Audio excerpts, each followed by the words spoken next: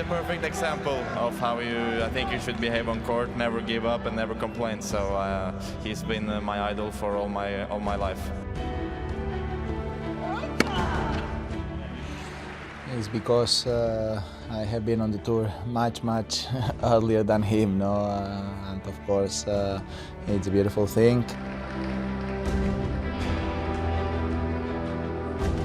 But at the end we are professionals now, so he gonna fight to achieve the title without a doubt since the beginning till the end, and I'm gonna do the same. There is no tougher challenge, I think, in the sport than to play against him in a Roland-Garros final. He has won 13 times and never lost, so of course I will try my best to break that streak. The last matches that I've played here in the tournament, I have been maybe facing the pressure because on the paper I have maybe been the favorite to win and all these things.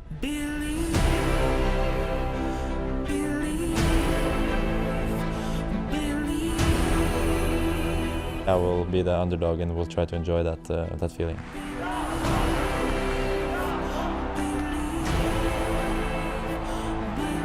He's a great guy, and he's a great competitor. He has been improving a lot year after year. Yeah, I'm going to be a very tough rival.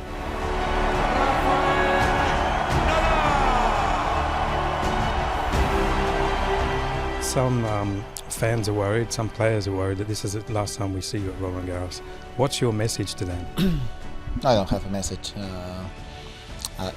Of course it is possible, I can't deny that, but hopefully not. It's true that the last year for me, even if I had some very beautiful moments, have been tough because I have been suffering too much with my foot, so there is a chance that I will not be able to be back. But no drama at all, no, just circle of life, and just let's enjoy.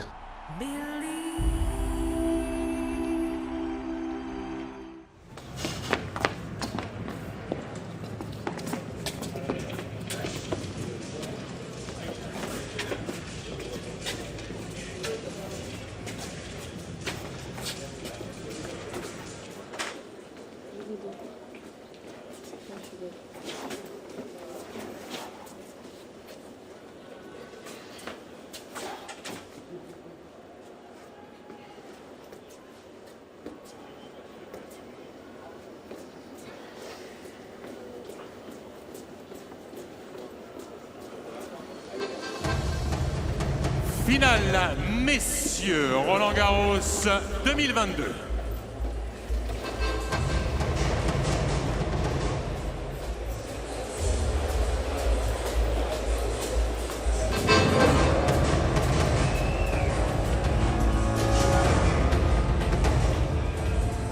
Le premier joueur à entrer sur le court va disputer sa première finale en Grand Chelem. Il est numéro 8 mondial norvégien, Casper, Ruud. Il rentre accompagné par Calice.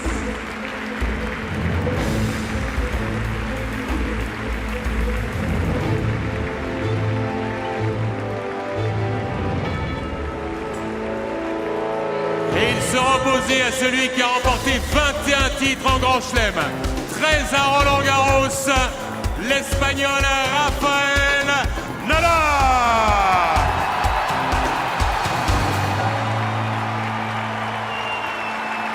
Il rentre en compagnie de Lama.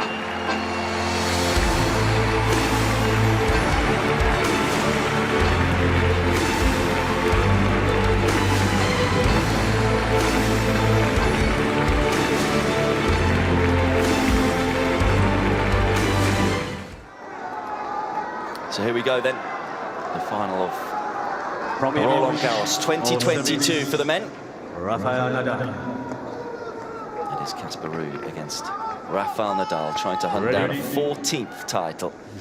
Mark Woodford alongside myself, Pete Hodges, and we will have the pleasure to talk you through this one.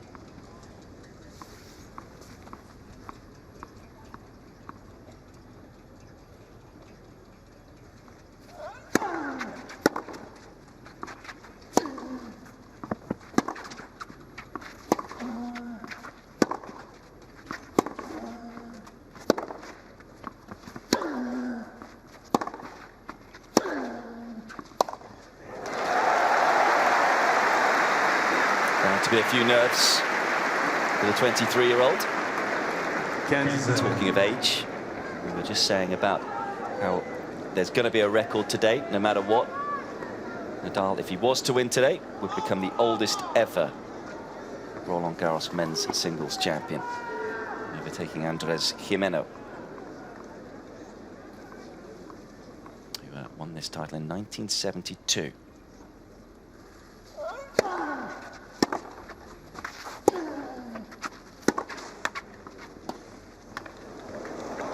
That's what we saw for Nadal against Zverev. And he said he was under pressure, was struggling with the humidity, the balls being able to hit through his opponent. So he's found another way to win that first set. Yeah, I had opined that that type of a shot, that if he could execute against Zverev, was you know, certainly worthy of a number of big key points.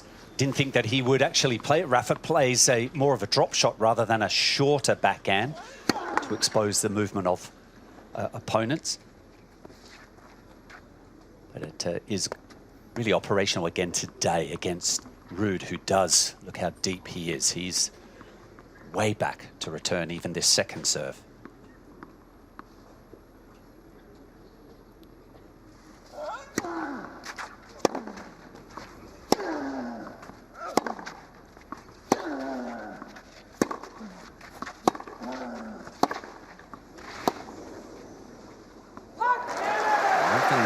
Ruud does have over Nadal is a far faster forehand, one of the biggest on tour.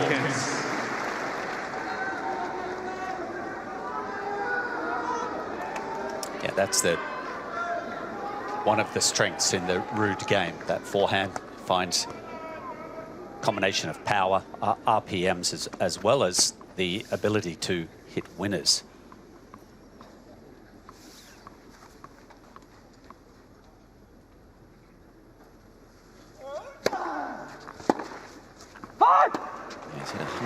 Winners off that forehand win this tournament. That compares to Nadal, who's only hit 97. We see Nadal's dad. And that forehand of Nadal was not operating in the first set. As you said, Pete couldn't get hit through the Zverev defense, nor the court. Maybe conditions was working against him, but what, 6-2 in the tiebreaker? That's when he found the winners and the range.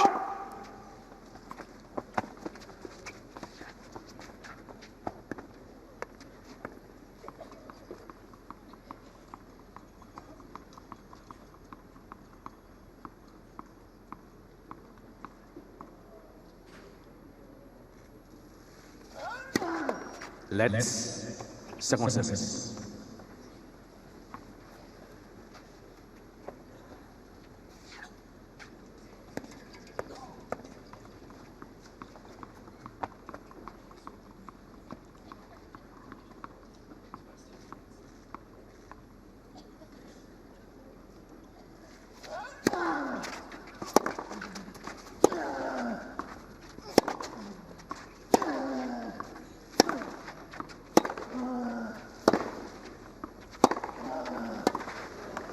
Even though this is a 30th Grand Slam final for Rafael Nadal, I'm sure there still would have been a few nerves.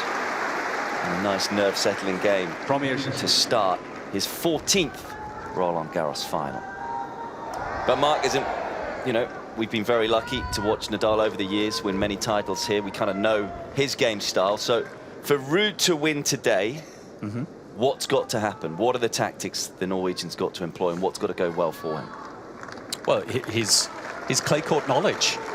You know, he has had the most appearances in finals, clay court wins, and patience, as well as the shouldering that balance, finding that balance of when to remain patient, as well as move from defense, perhaps from that patient rally mode into offense. I don't think he can out-rally Rafa. They've had the same amount of court time, which is, I find, a key factor. If that was in Ruud's favour, maybe Casper, he could make it a physical battle, but I think he's got to remain offensive to try and penetrate Nadal.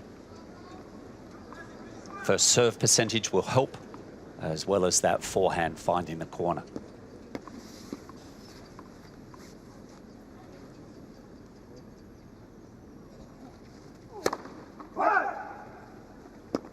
First serve in a Grand Slam final, that was almost close to the baseline.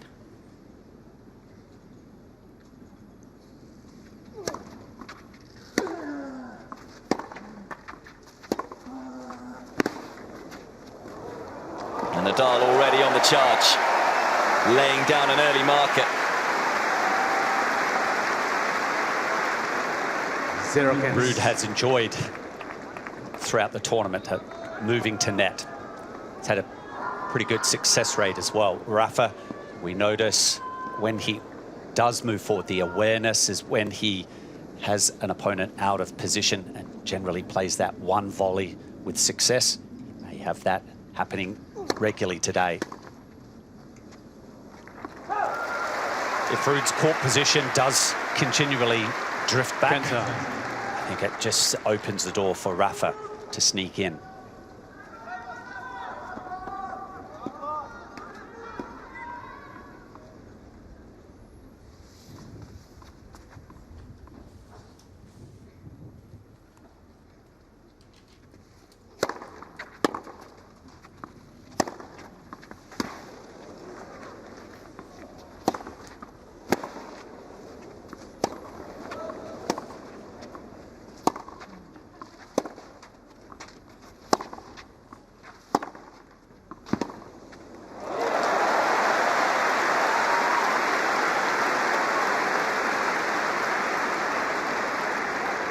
There's the Ruud family. Of course, Christian, his father, very good tennis player himself.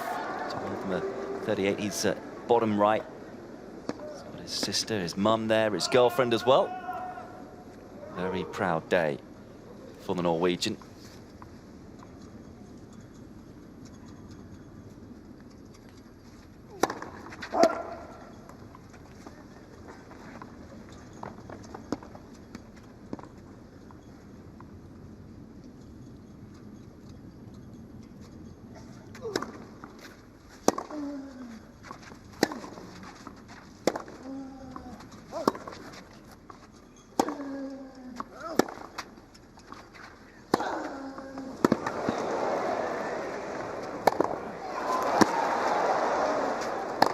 Again, Ruud backing away early in the rally. And Nadal not needing a second invitation to come forward.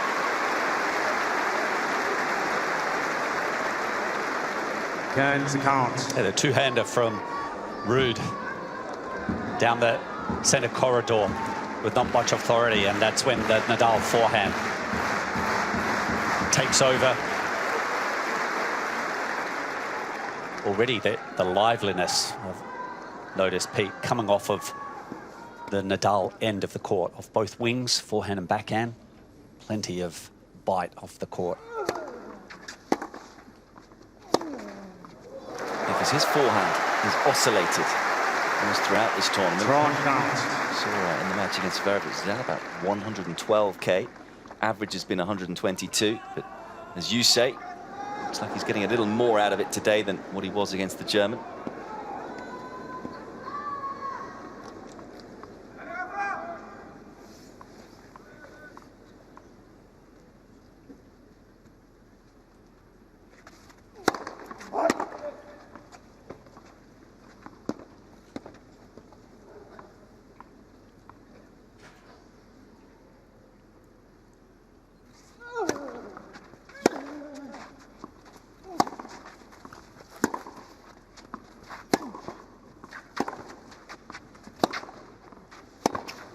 Got him. We saw a couple of those in the big moments against Zverev. Already, big shot at a big time from Rafael Nadal as he breaks early for a 2-love lead. Well, I felt like it was a slight hesitation from Casper Ruud on the forehand that he sent up the line. Just not executed with the same conviction, and that hesitation created the opportunity for Nadal to find the forehand winner.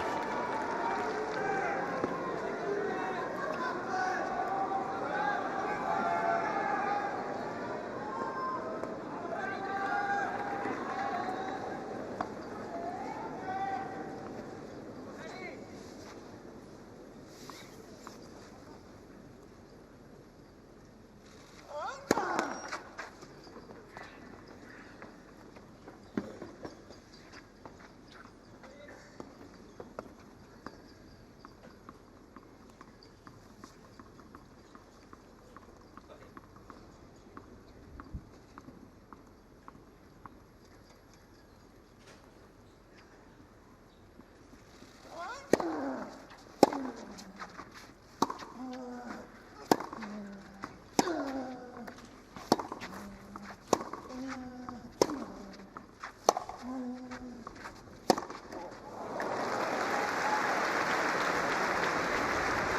said in his press conference, Casper Ruud, that he's played a lot of practice sets against Nadal, but never really won one. He said, I got to 7-5 and 7-6 on a couple of occasions. Tough ask to step up and start winning them in his first Grand Slam final. Yeah, admirable that he's maybe honest with those responses, but certainly doesn't put himself into that position of thought process that I have a good chance against Rafa.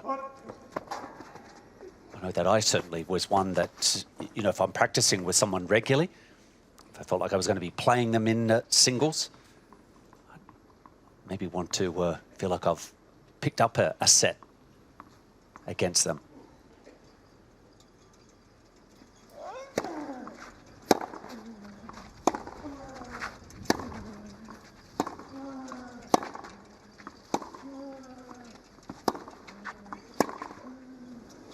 He did say at the end of the day, because he was training at the Rafael Nadal Academy, he feels he's the guest, so that's why he was being nicer in those practice sets. He doesn't have to pay for the courts or for the balls. Wants that to continue on.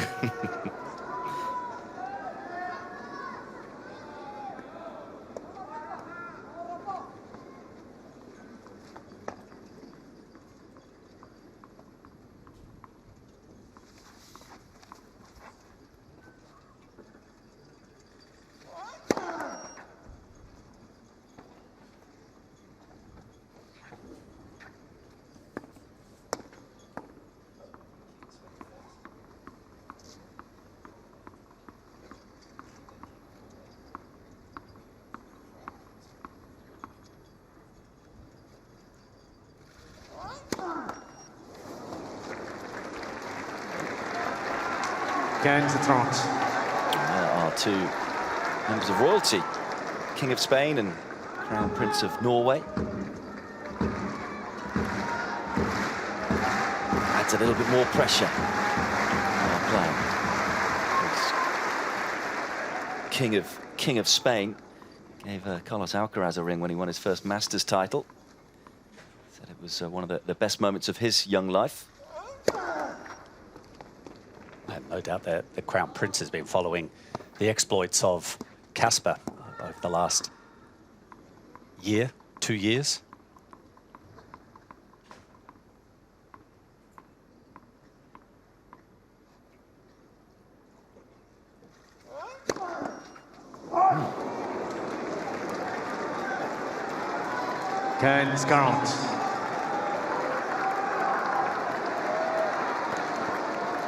Started serving so well, Nadal.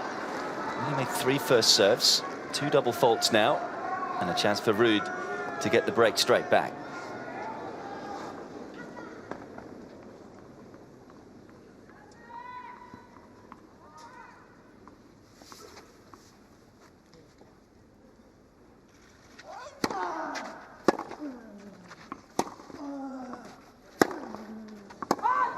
It's actually interesting looking at the stats before this one. All the best serving stats throughout the tournament were all on the Ruud side. All the best returning stats were all on the Nadal side, which should mean we get an even contest today.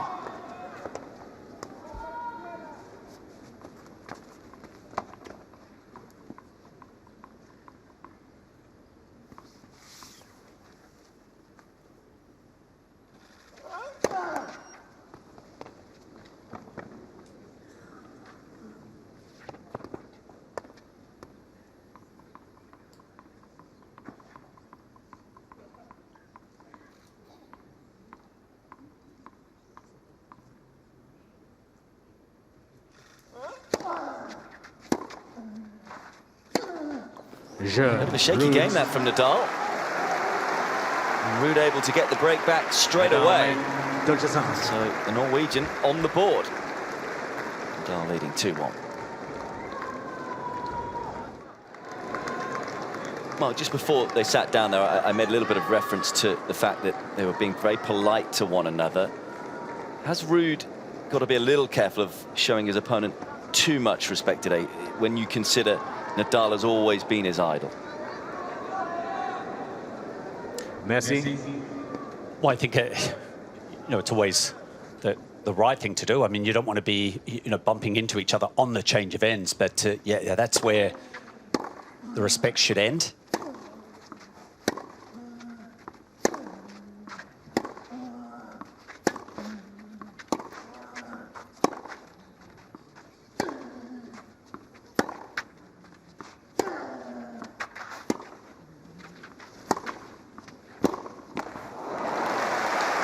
What he does have to be careful of, Pete, is that backhand slice. 0 counts. Billie Jean King there, sitting in the front row. Yeah, the legend on the court, legends off the court, Stefan Edberg as well, as is Guga, Gustavo Kuerten, 3-time champion here. That backhand slice, he does execute more backhand slices than Rafa throughout the tournament, but if he lands it too short, Let's premier again, service. that's where Rafa responds, uses the extra leg work to get around and control the rest of the rally with the forehand.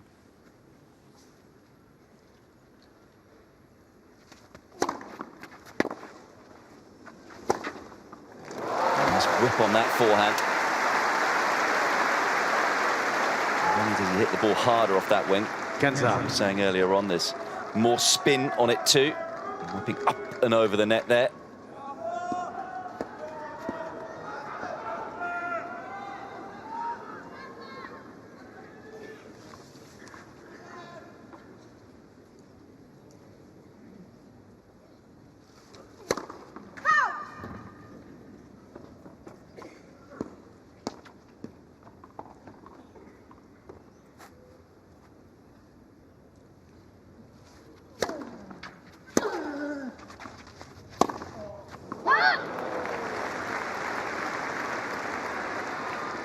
Quinze 30.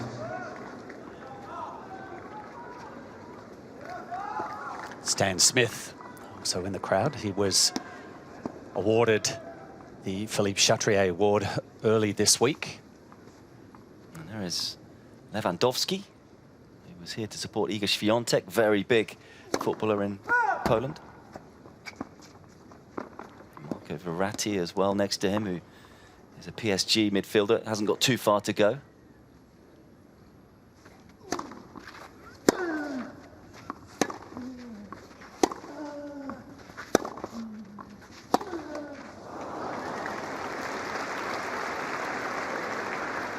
Toronto. Just a bit of uncertainty for Rafa, throwing in back-to-back double faults in that previous service game and a shaky forehand. Now edgy in this game as well, locked at 30-all.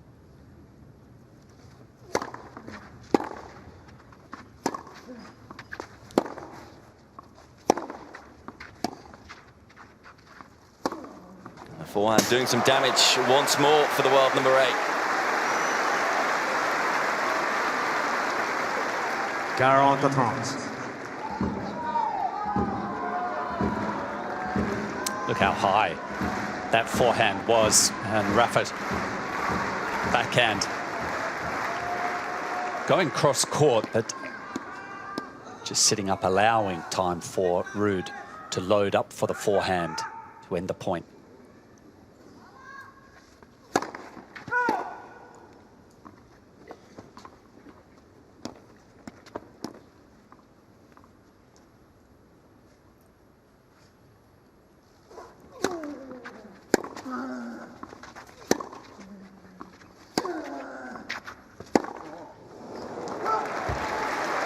Since it's just been a nervy start.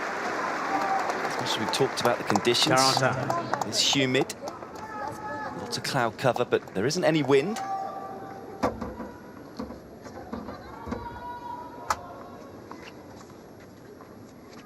Both players, you feel, yet to really settle into this final. Oh, those first two games, the ball was jumping off the court, off the face of the racket from Rafa, but it's just plateaued out for the moment. There's the balance that, you know, for Ruud.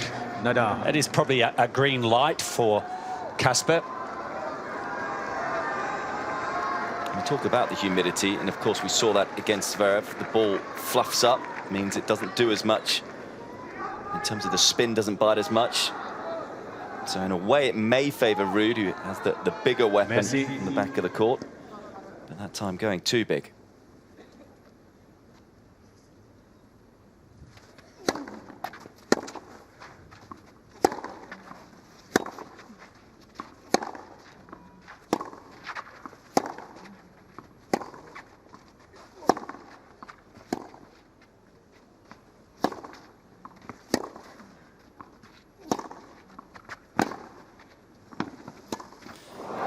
It's that one wrong.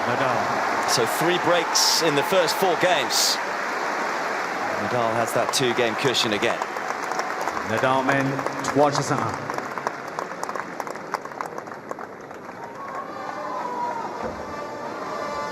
Mark, when you first played in a Grand Slam final, how much was your heart beating? How long did it take you to settle down? Well, look, my first Slam final was in doubles with McEnroe. So I was playing with one of the all-time greats, and he was aware that I was going to be nervous, and he helped guide me through that. The first time that I paired up with Todd, so I had just a fraction more experience, and I knew that he was going to be very tight.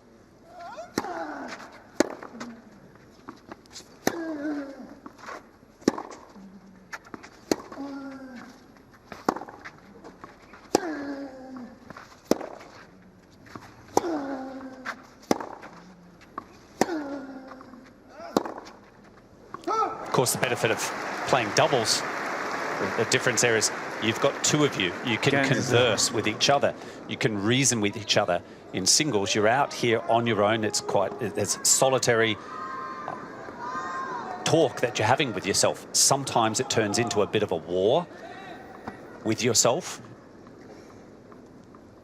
That's maybe the advantage for Rafa. He's been here so many times, not just here, but other Slam finals.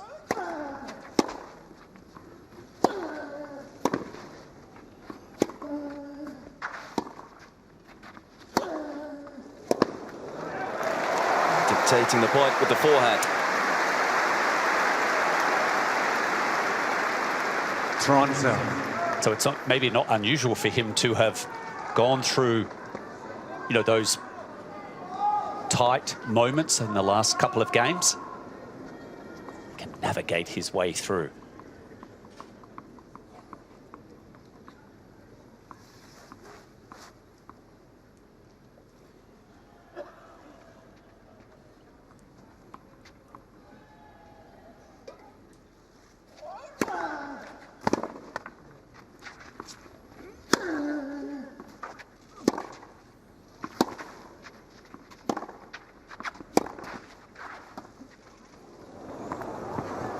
Just a little bit too much height on the drop from Ruud, and easy pickings for the former world number 1.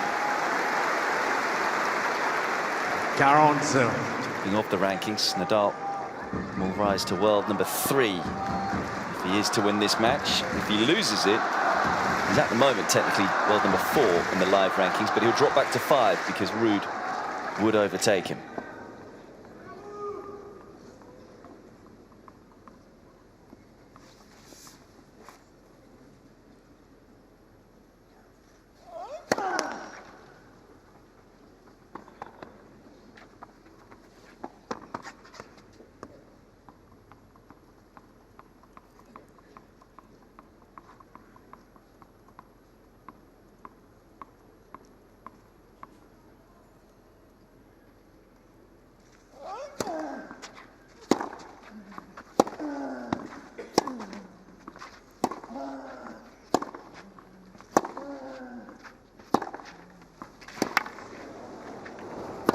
That's a confident point.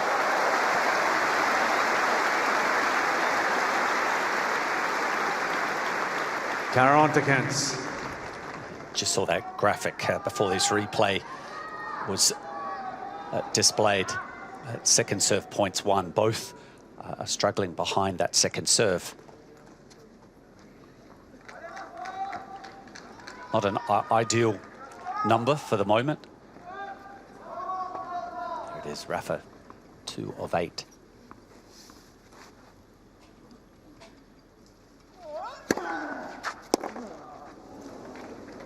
You just heard the groan from Casper Ruud there.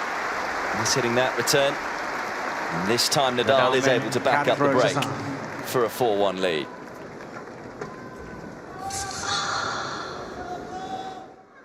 Rafa Nadal, when he's won the first set here at Roland-Garros, won 100 matches, lost just the 1. That was to Djokovic last year.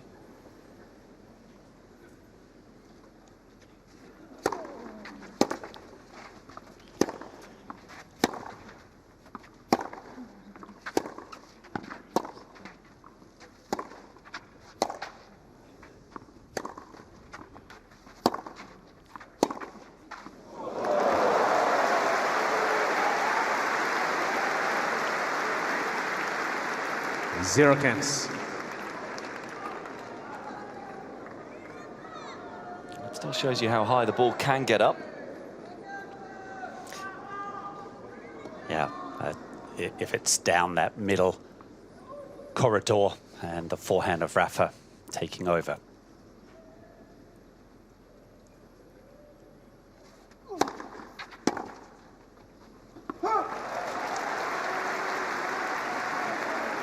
Kanza. Well, Sienna Miller, I think, clearly knows someone here because she's been in a couple of days. Got some connections. Alongside Hugh Grant, there is Michael Douglas as well.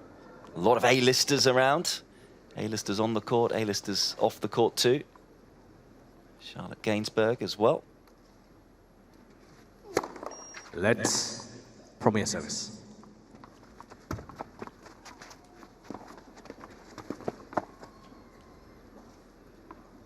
You can see Sienna Miller and Hugh Grant standing just in the back behind Casper Ruud there in that picture.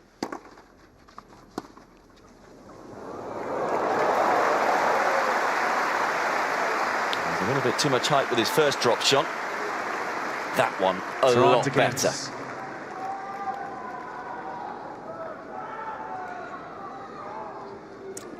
Yeah, and the return from Rafa. Again, that whenever it's heading into that middle corridor, Ruud was doing had positioned himself well after that serve and helping execute the drop shot.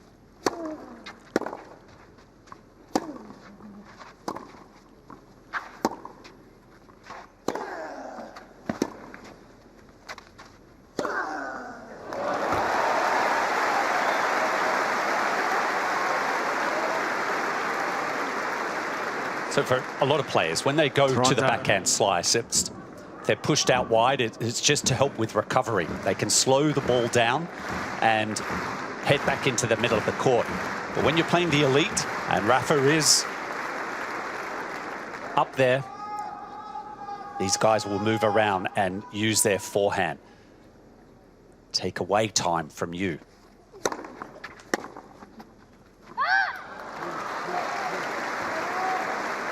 40-30.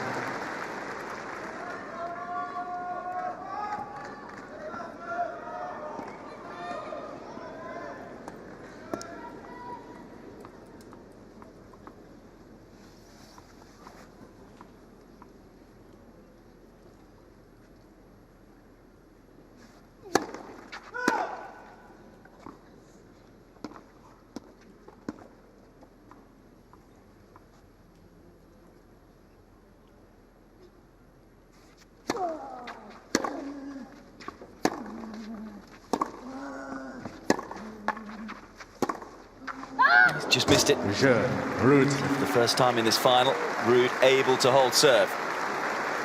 Nadal men captures the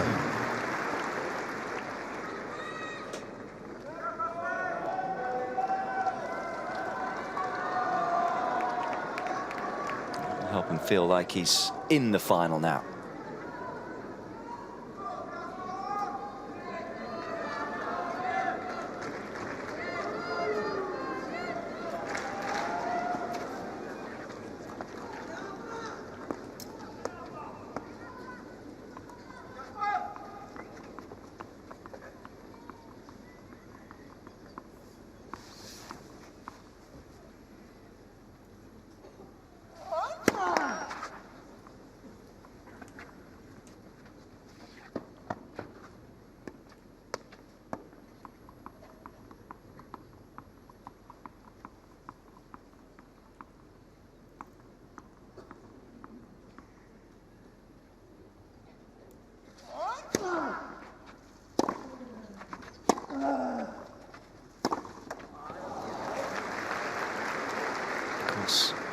Ruud, the first ever singles men's Grand Slam finalist from Norway.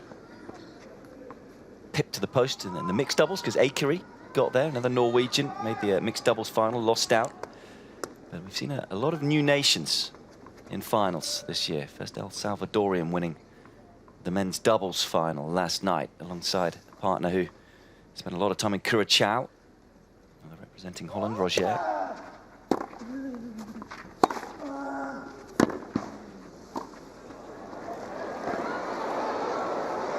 Nearly allowed Ruud back into that point. But it's great to see tennis spreading to new nations. Yeah, and Scandinavian tennis, revival. We've seen over decades previous that Swedish tennis was where Scandinavian tennis shone, producing some great champions out of that particular country. We've already seen Stefan Edberg sitting here watching the final. There he is.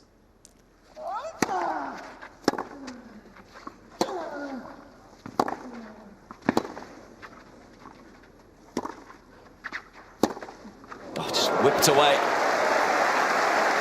Classic Nadal point. 40. Danish tennis seems to be in a healthy position with young Holger Rune that will only grow from his result here and the experience. Merci.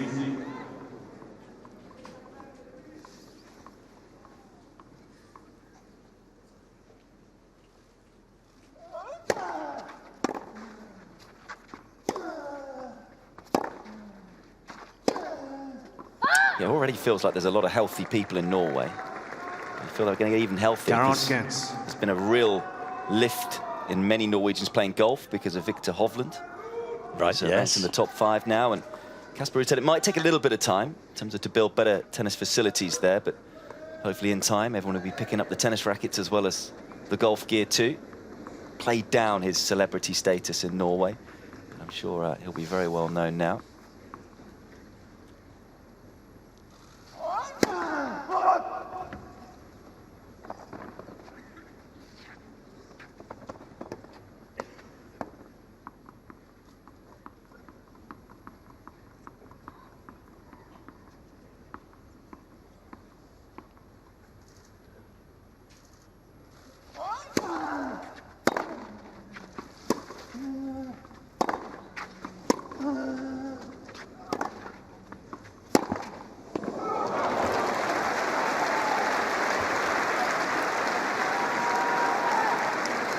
Bit of extra something coming off 40-30. Ruud's end of the court in that rally.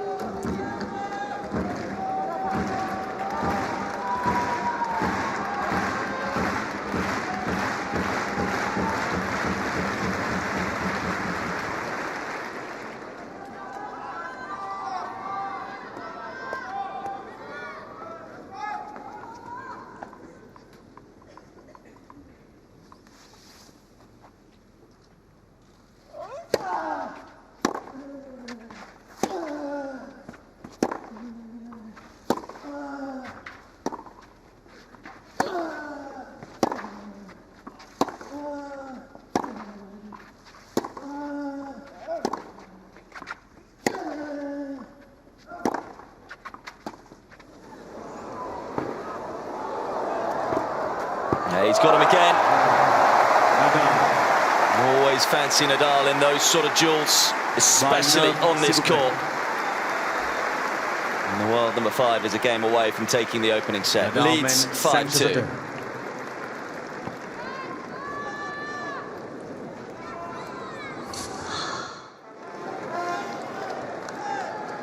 Yeah, I asked you a question earlier on about Casper Ruud and would he show Nadal a little too much respect? Getting some information from Hawkeye. Watching this match, for me, it feels like Ruud is a lot further back than what we've seen him throughout the tournament, and that has proven to be the case. 2 meters behind the baseline and further back than that. He's spending 55% of his time there, whereas in the tournament, 40%. Inside the baseline, just 8% today.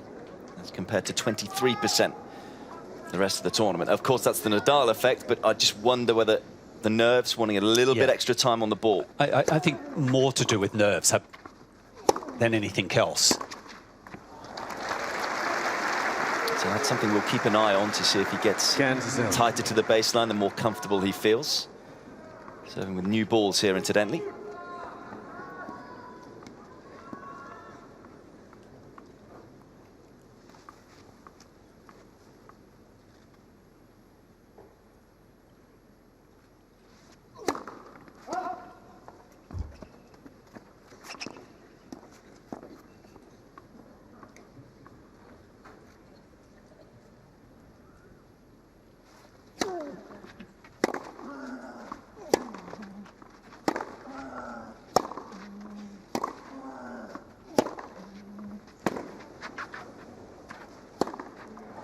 More like it, getting himself inside the baseline that time.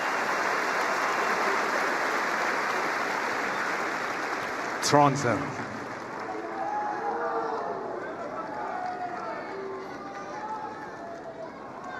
A couple of quick steps into the forehand. It's an out, an easy out, isn't it, for a habit of the way he's built his career, Casper Ruud, of being at home on the clay, extended rallies, so that there's that. I think that if he gets into some trouble, to move further back. We see Rafa does that as well. That's a normal.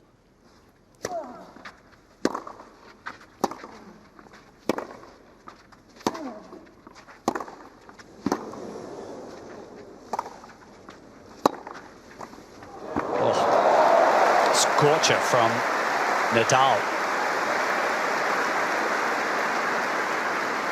But it's something that they rely upon if they find any trouble, if they're nervous, drift back before they actually start to maybe rethink the position of getting a little closer to the baseline.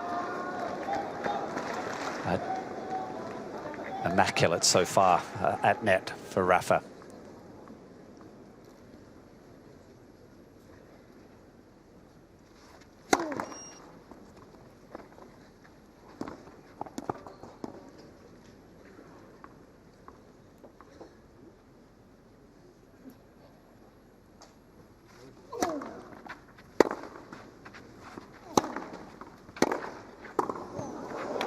And Ruud saying, I can volley just like you too. Nice response.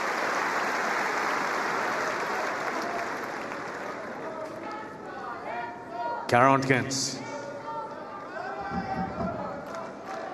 And a very difficult volley because the ball was dropping. It's getting around towards his ankle, and there was some speed from Nadal on that ball.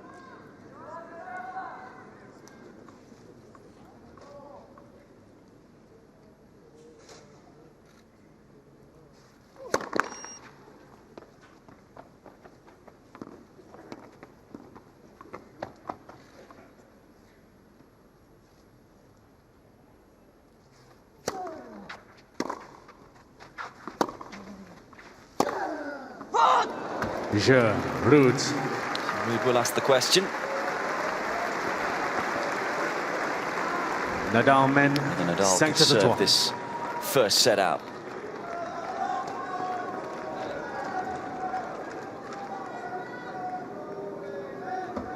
New string tension for the Norwegian. Of course, they just had new balls, but prefers a different string tension off the return for those new balls.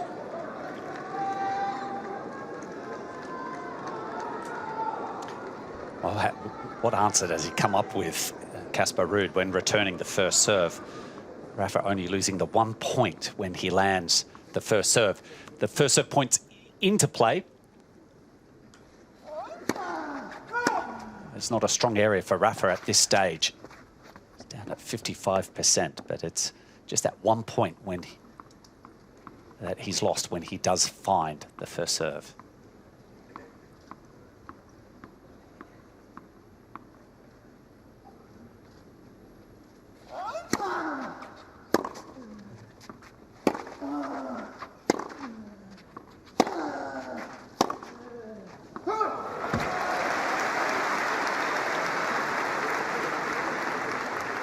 Game to 0.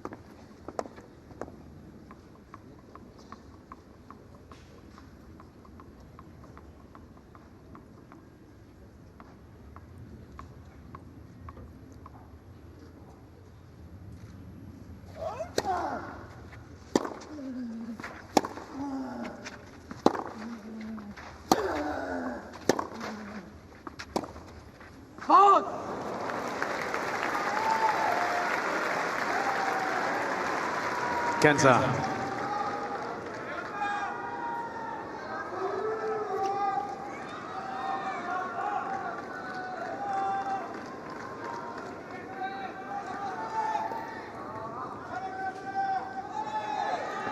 Merci.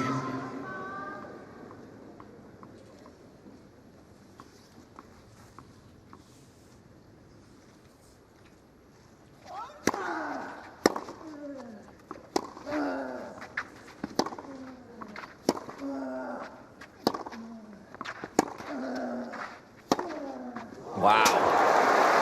It's a cruncher of a forehand from Ruud. Game to 30.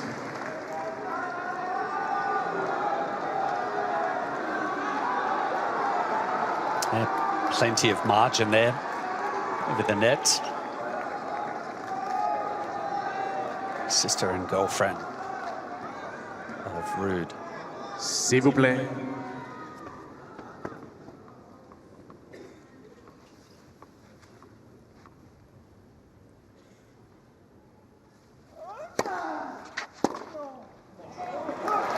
Again, still has no answer to the first serve. 30.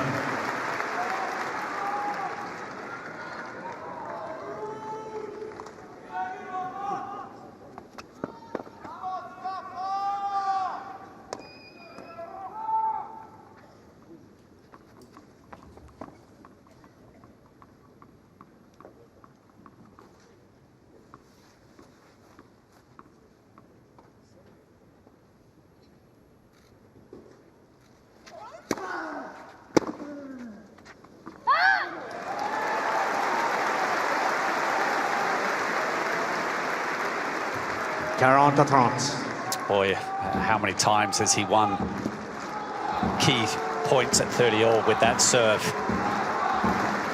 Been able to just slide it down that centre line. Does he go to the slider again on set point? Merci.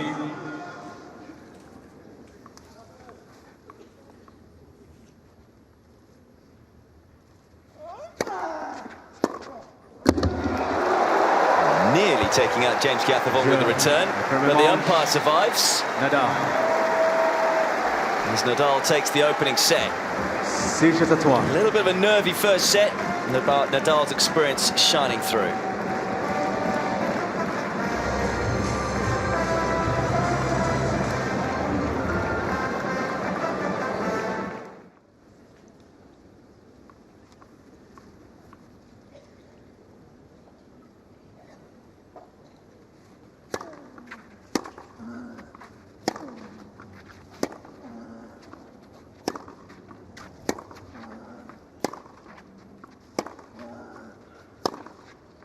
Yeah, there have been a few predicting this might be also Nadal's last. He has said throughout the tournament, don't ask me how my fitness is. In every press conference said, I'll talk about it afterwards, which I think has just stirred those rumours up. Yeah. Do you believe he'll be back again if he does win today? I would walk away in the after if he does pick up the victory. I even said that last year.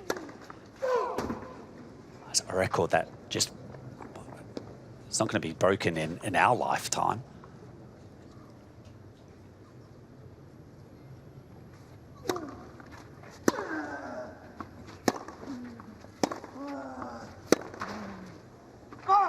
But he's still looking to break new ground. As I said earlier on, for the first time ever, he'll be able to win the Australian Open and Roland-Garros in the same year. It's a feat that hasn't been achieved all that often because of Nadal's dominance here and because of Djokovic's dominance in Melbourne.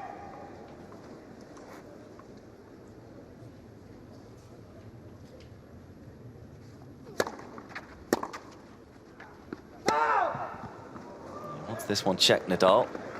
James Gantherong swiftly down. Ruud's usually pretty good with the line calls on his own side.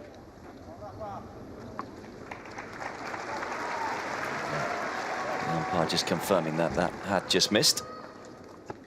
Against attente.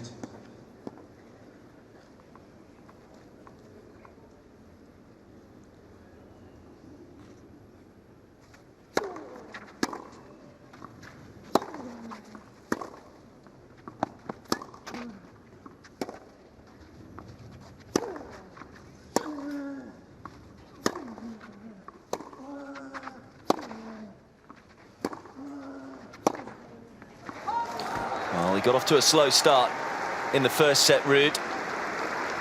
It looks like lightning could strike twice.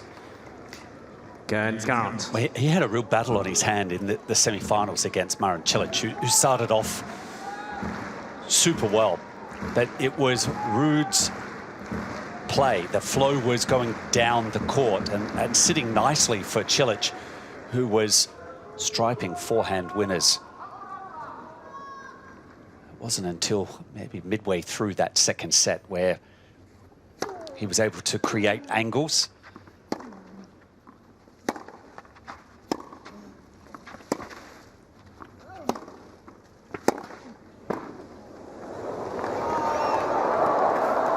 Oh, well, he's done so well there, Ruud.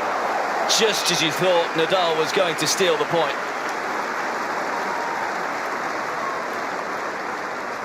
Yeah, have a look where Ruud plays this volley, though, Pete. Just inside the service box. He needs to be closer. That was precariously close to losing serve going down the break, but he had time to actually go in closer. A little fortunate to escape. Merci.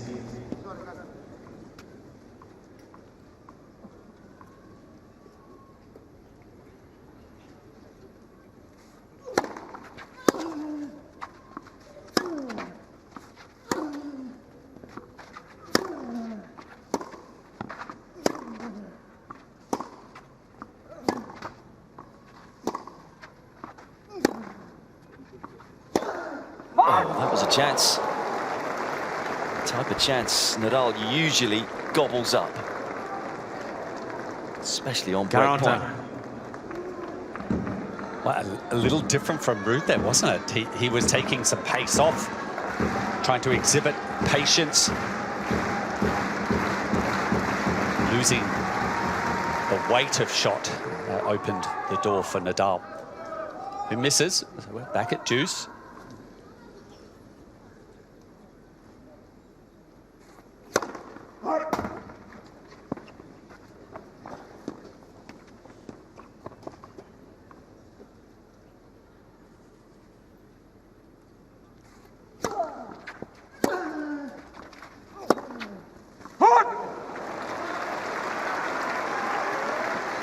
Avantage, Nadal.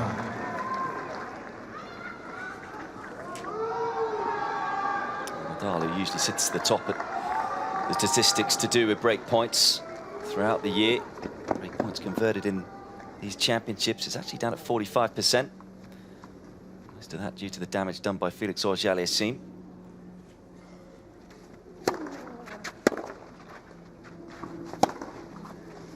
Still can't break here. Third break point saved by Ruud. Égalité.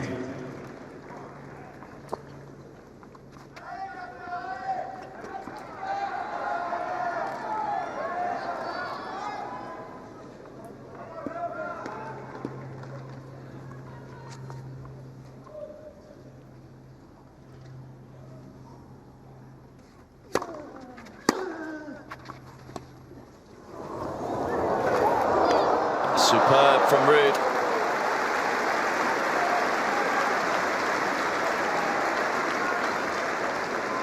Avantage, Ruud.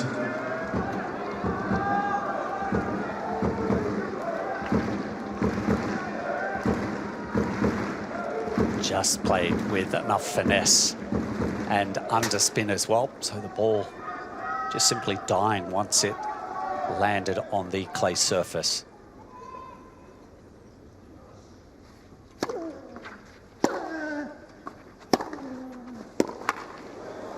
Ruud.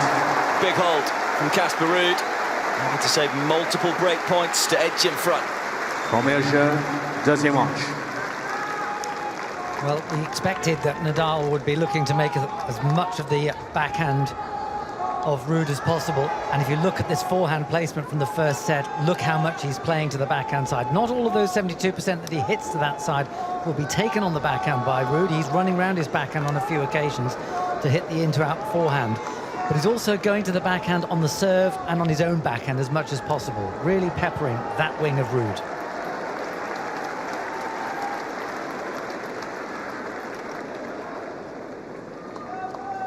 Well, you were fearing for Ruud, down 15-40 in that game. Able to get his nose in front. For those of you that watched the semi-finals, you're well aware that Ruud was able to come from a set down against Marin Cilic. He's done so twice in this tournament. Lost the first set as well against Jo-Wilfried Tsonga in his opening match of the tournament.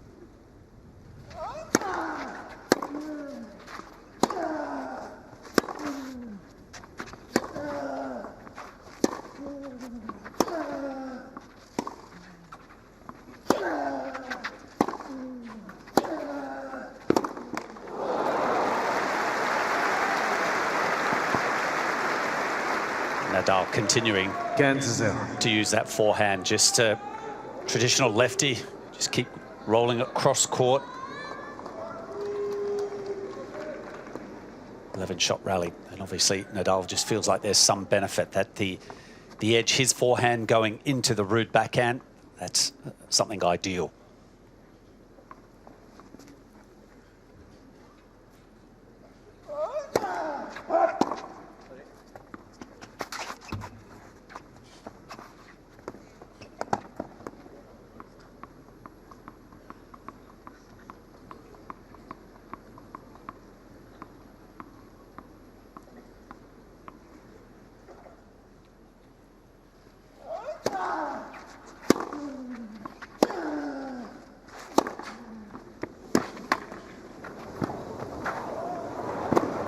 Just a little heavy-handed with the volley. I just wonder whether he would have been better letting the ball bounce.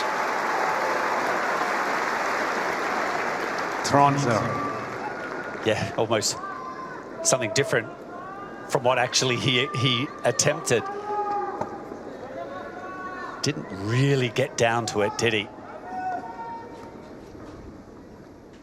And also stepping through the ball, it would have been worth maybe even just a heavy slide into it and just try to cup that backhand volley, create some zizz.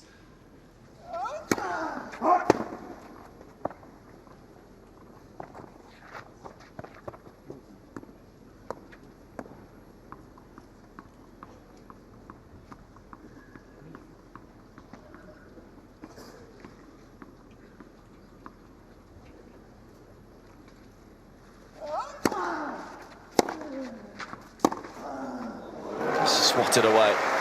Cool as you like. 40.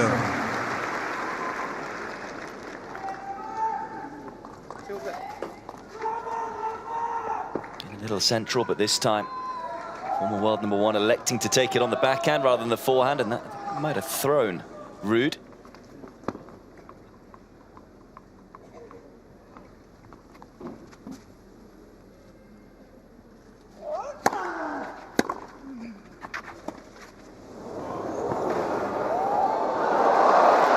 Masterful from Casper Ruud. Probably about the only place he could put it to win the point.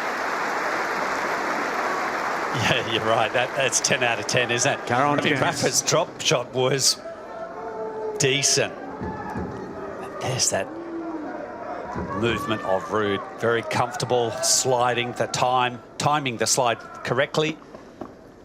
I'm just wondering, he lost all those practice sets, but maybe he won the beginning touch games when they used to practice together at the Rafa Nadal Academy. Yeah, right. He's got him on that. He's got his number there.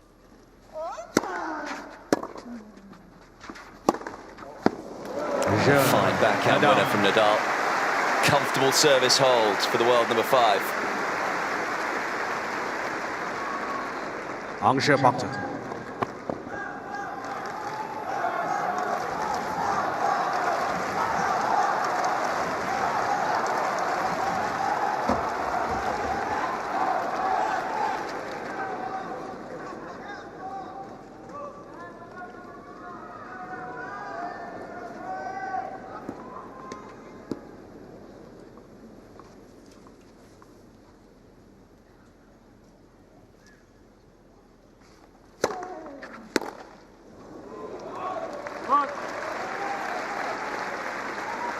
Again to 0.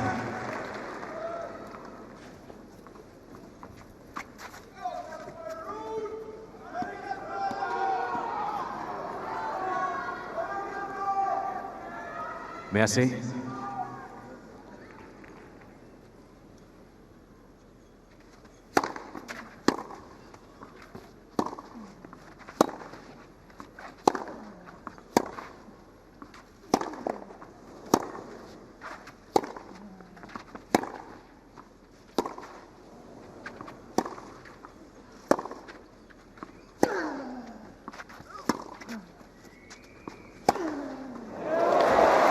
Whose forehand's bigger? And on that occasion, it's Nadal's who comes through.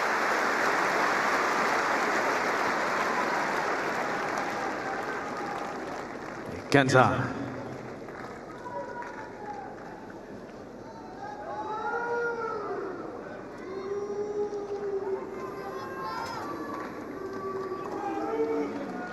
There are the fans just waiting to come in.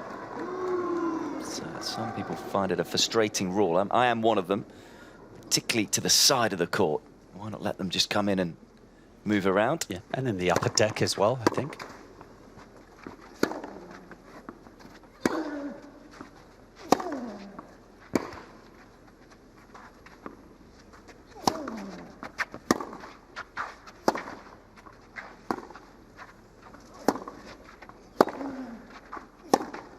Oh, it's a rocket.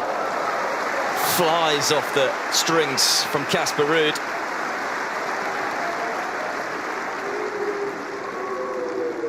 Trotskins. Yeah, he does have this ability. They're just so powerful off the face of the racket.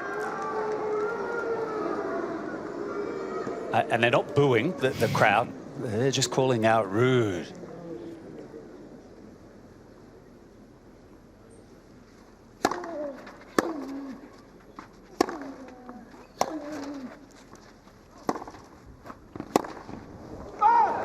Time for Nadal. And they do love an underdog here, the French crowd, as much as they also love Rafael Nadal. I think they all want to see as tough a match as possible for the 13-time Roland-Garros champion.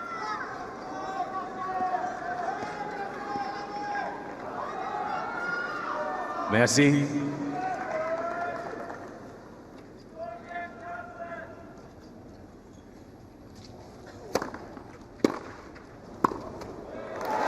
Terrific bit of S&V from Casper Ruud. Edges in front again, second set, 2-1.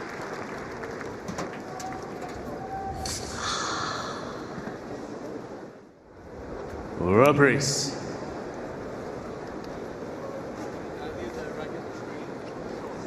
Bit of sunshine. It's been an interesting tournament with regards to the weather throughout the 2 weeks. Generally been more sun than rain. Well, a lot more sun than rain, but it's been quite cold. Whereas it's now almost the other way round. It's now got cloud cover but warm. I'm not sure if we were discussing this last night. I don't think that this year's Merci. Roland-Garros has actually been as Le jouet sont prêts. anywhere near as warm as past years.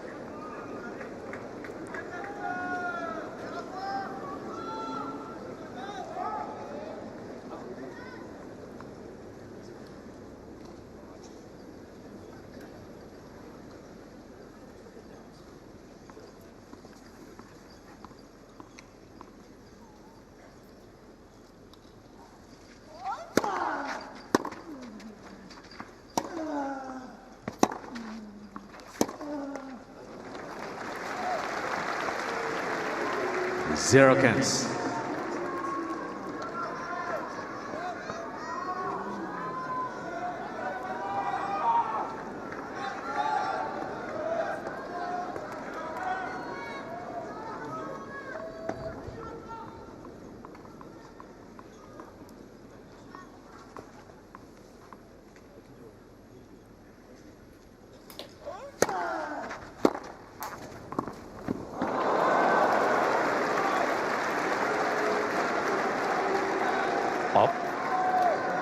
It isn't very often that Rafa, on any surface, has to play a half volley.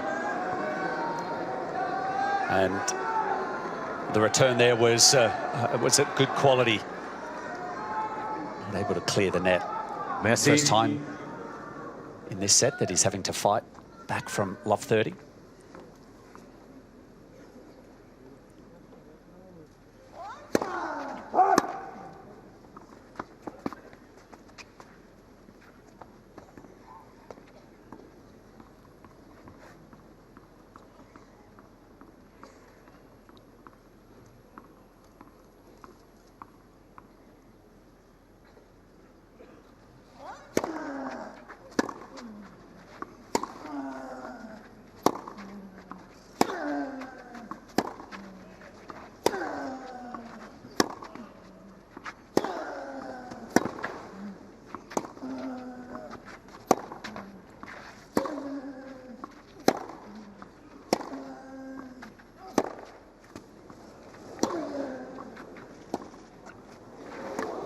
This is more like the tennis we've seen Ruud play over the last couple of years, which has got him 7 clay court titles. Certainly settled into the final now. There's the Ruud chants ring round Chatrier. 3 break points for the world number 8.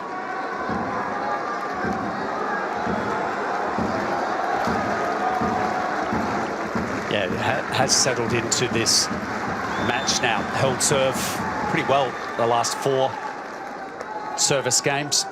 Merci. Les jouets sont prêts, s'il vous plaît. Please.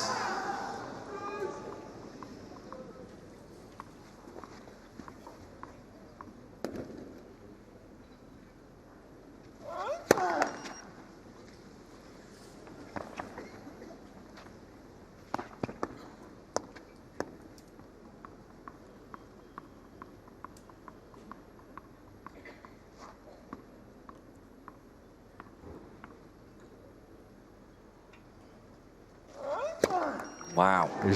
Ruud.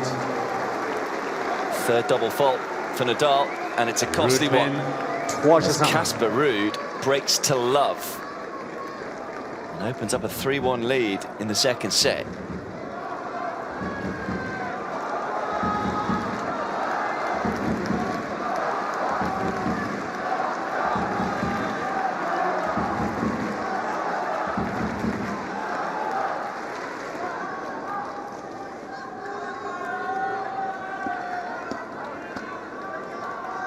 Merci beaucoup.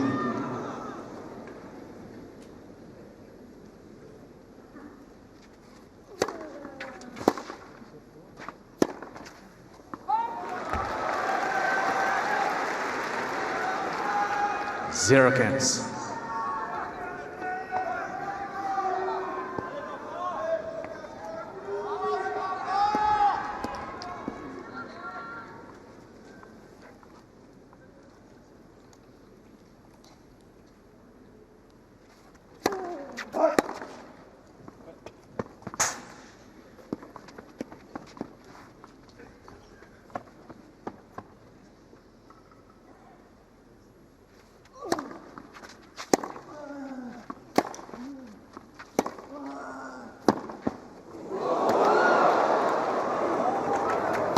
That's an absolute stunner from Casper Ruud. The running forehand was out of this world. Kansas. Let's have a look at it again. This is the one here, running onto it, keeping it in the singles line.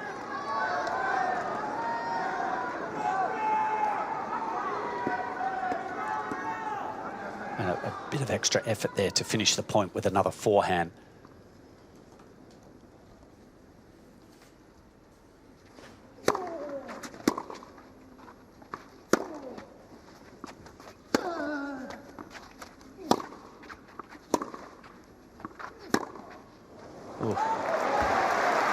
Well, apart from the first 18, 15, 20 minutes, it's actually been quite level after getting through those initial nerves.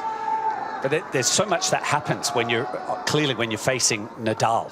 I mean, the ball, we spoke about that when he loses a bit of weight of shot or the direction, he's been made to pay. And so I feel like he's just made those adjustments now. He's very much aware of what can come from Rafa's end of the court, doing a great job on serve.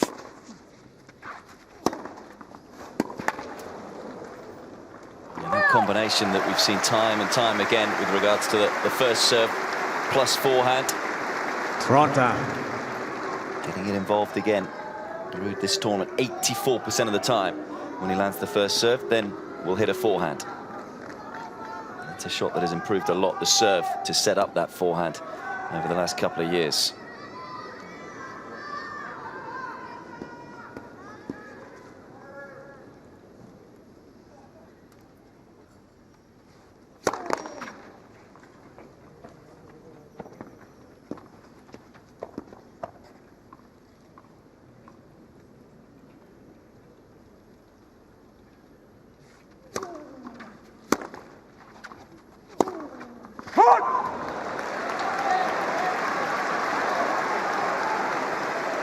Toronto count.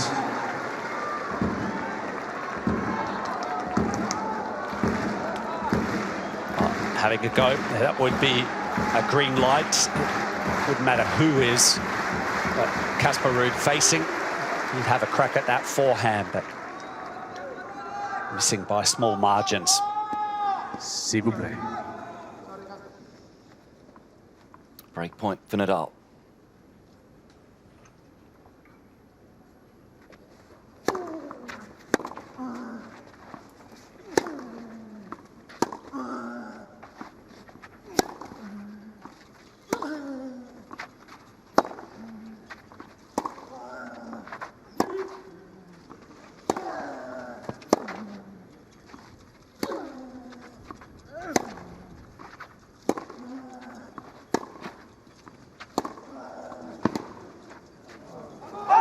Nadal breaks back straight away. Look at that reaction. Ruud mène 3-2. Ruud though still in front. 3-2 second set.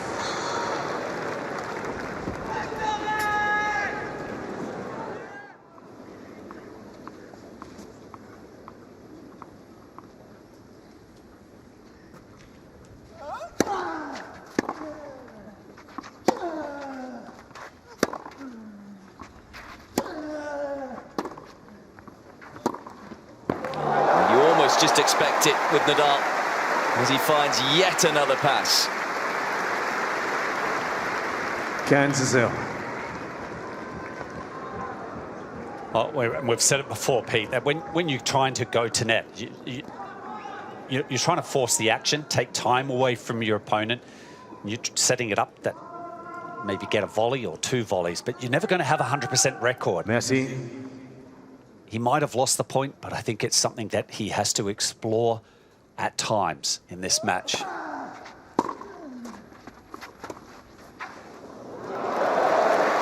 grip change, so tough to tell when that is coming. 3-0. Oh, well, bonus for the Nadal serve, swinging it out wide. Casper was in another neighborhood when he returned that serve.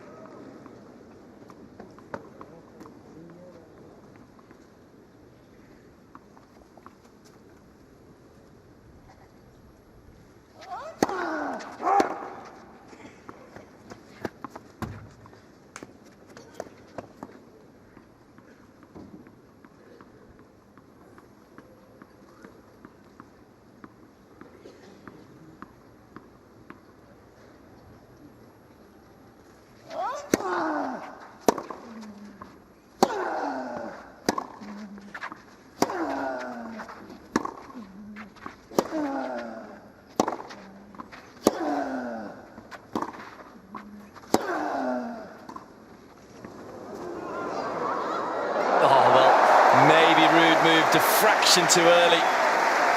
And one of the all-time greats at reading the game on top of it all. Well, I'm not sure that Ruud believed this was going over. The camera's just drifting off of him, but he kind of leapt just to hope that it was going over, and you could see him moving in front of the camera there. He's heading cross court before Nadal's actually, the ball's come off of the racket face.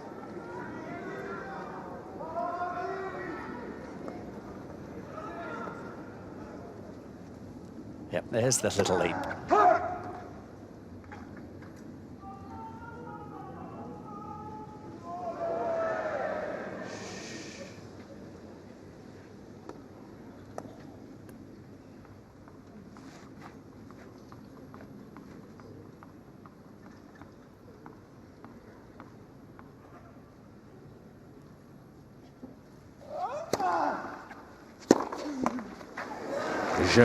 Nadal. What is it about Nadal? Why is he so often able to react to adversity so often, like we've just seen? Well, I think he doesn't get alarmed. He doesn't panic. I think it is, you know, he's just able to maybe control his reaction, the emotional side.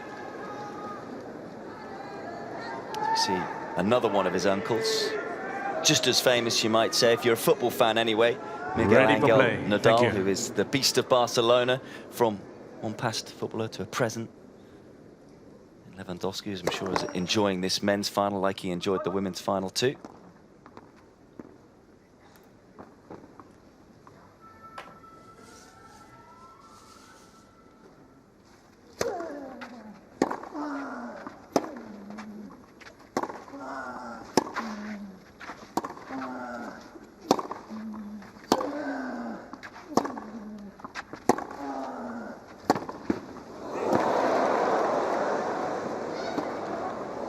Oh, the U's and the R's.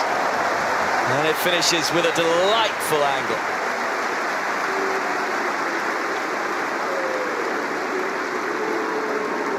As the Ruuds ring round once again. Great court coverage from Nadal, repeatedly asking the question. This time, though, Ruud had all the answers.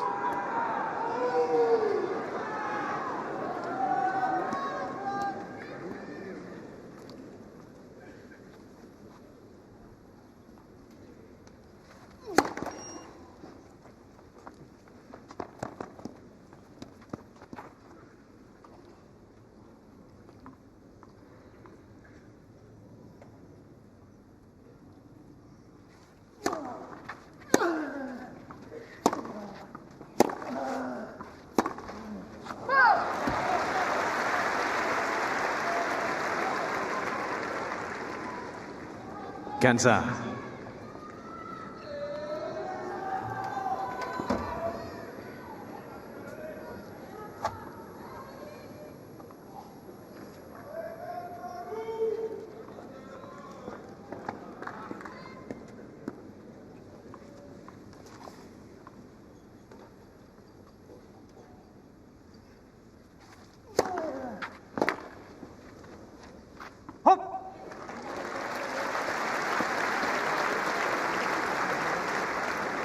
Toronto against.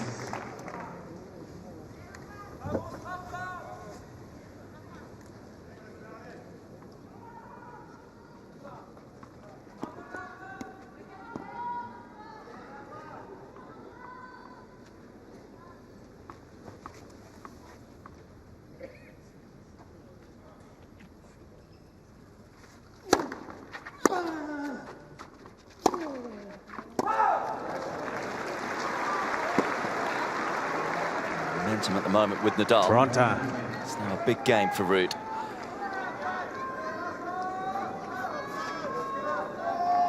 Seventh unforced error for the Norwegian. Again, just being made to wait. Probably the last 3 or 4 just coming in the last 2 games where he has served. A couple of loose ones. He was serving at 3-1.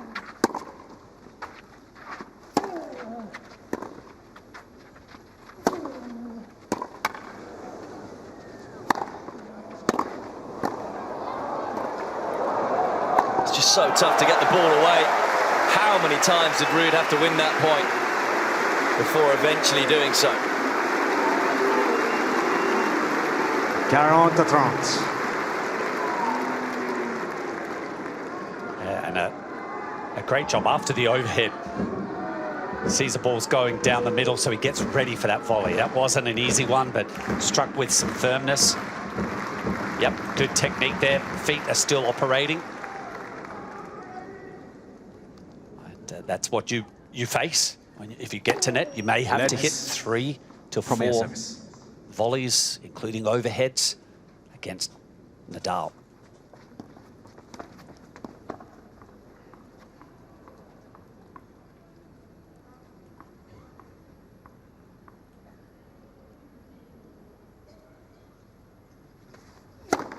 Let's premier service.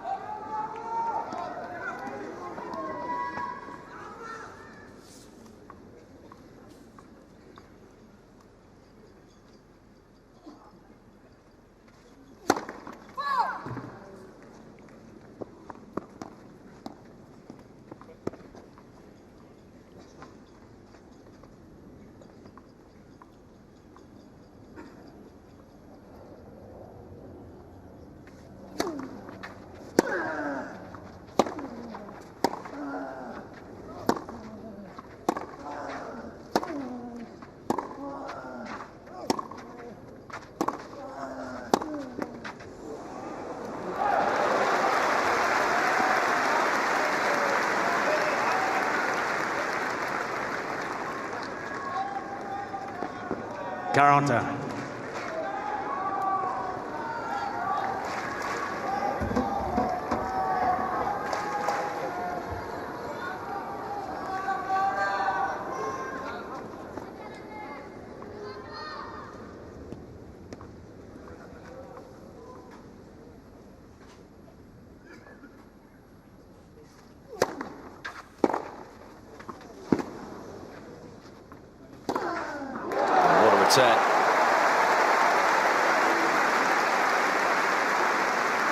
Get the feeling Nadal enjoying this sunshine, getting a little more out of his forehands. And he'll enjoy it even more if he can pick up another break here.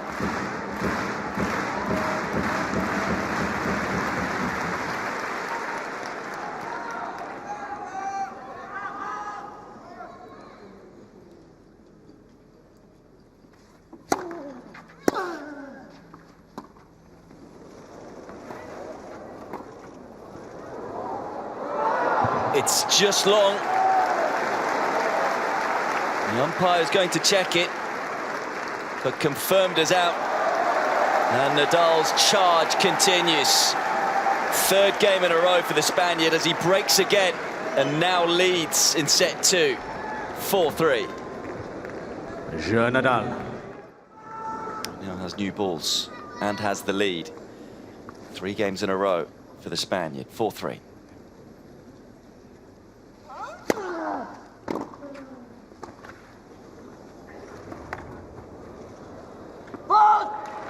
I mean, I've mentioned the fact that Ruud is at least getting up inside the baseline more often now. You've said that was probably due to nerves at the beginning of the match. Is that key? Does he have to keep playing with conviction and aggression inside the baseline? I believe so. If the points, the rally, when they're kept short for 4 hits or less, is where he is having success, most success today, Casper Ruud.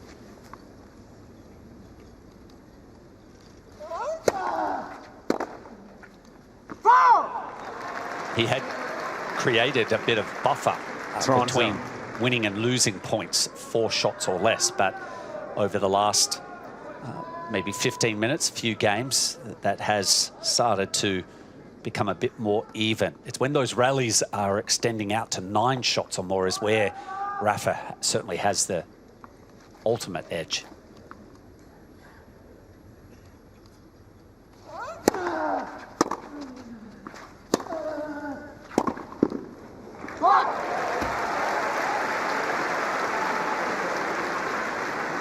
40.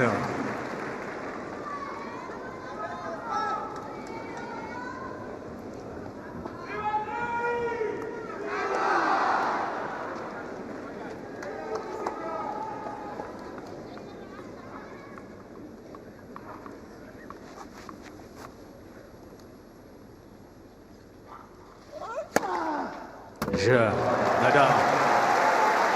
Clinical. And a love service hold for Nadal as he backs up the break and strengthens his grip on yet another final. It's looking like a long way back already for Casper Ruud. And look, the sun came out and it hit the court. Is very dry, and you just wonder whether that has aided Nadal as well, getting a bit more juice off of the court. And that translates as the ball just jumping off of the court surface. Should be of benefit for Casper Ruud as well, but again, Nadal enjoying these conditions a little more.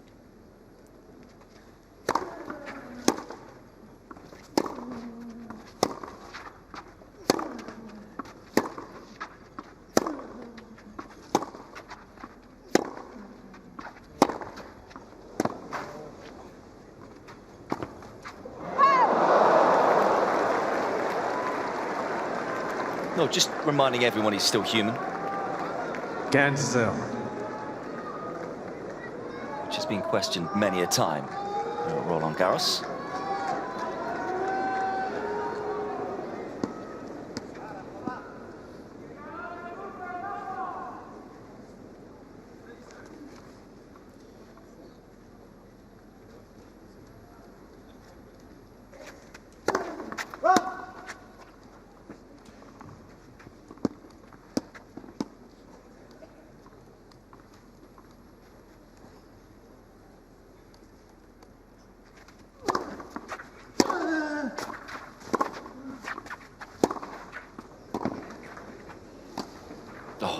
Up for it there, though. You just feel he's starting to dominate in every area of this match. 15. Well, it wasn't too long ago you were asking me, why is it? How does he do it when he loses serve? How does he handle that adversity? And yeah, that's maybe the moment that Casper feels a little more comfortable. Maybe takes okay, I can relax, but Nadal just amps it back up.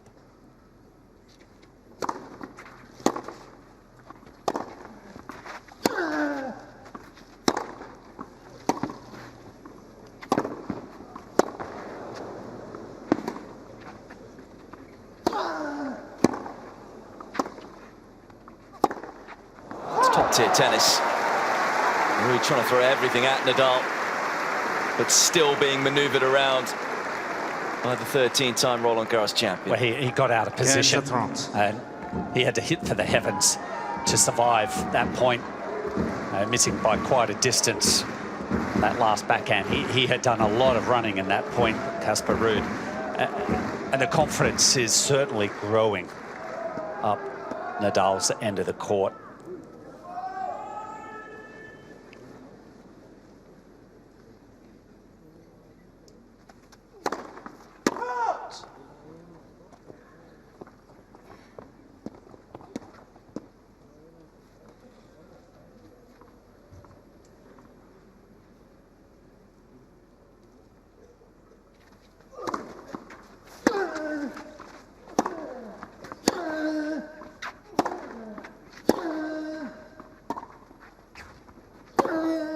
Nadal shining in the sunshine.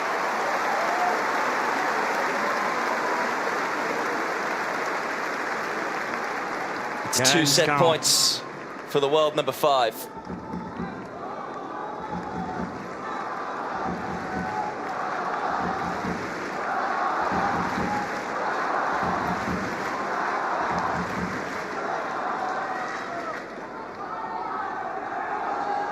Merci.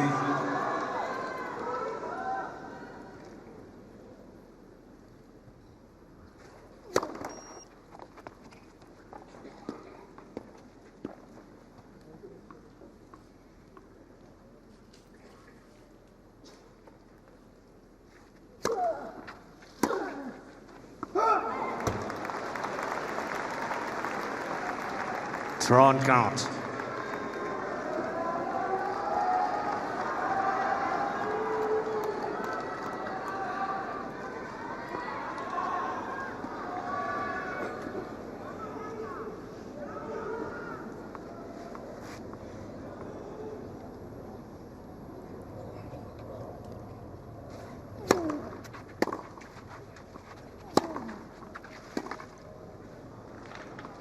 Still swinging and still fighting is Casper Ruud. 41.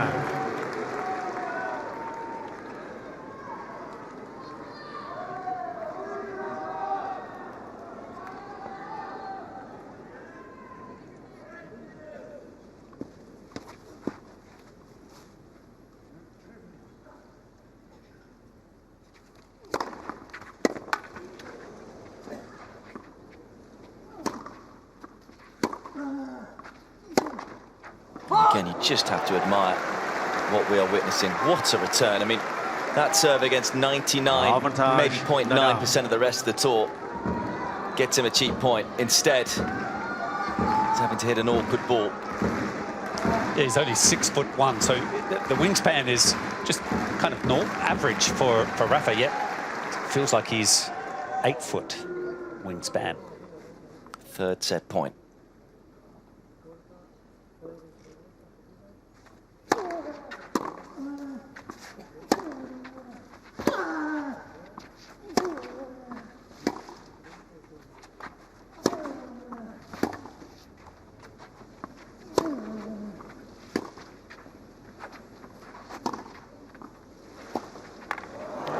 Better from Ruud.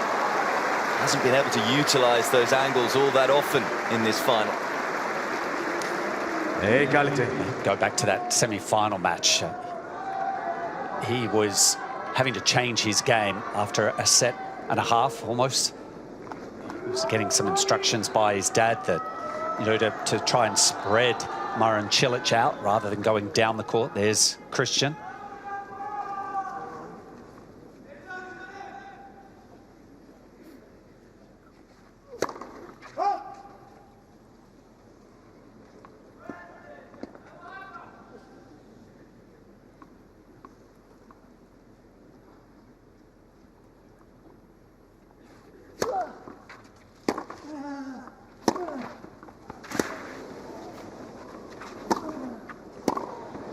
He is the ultimate thief. How does he do it? Steals another point. Yep. He does, but Avantage. Ruud Nadal. making the wrong choice of the direction. And it's a split second that you've got to make that decision as well. So Rafa just hovering into that ad court there. And the forehand is just a dream up the line. Fourth set point.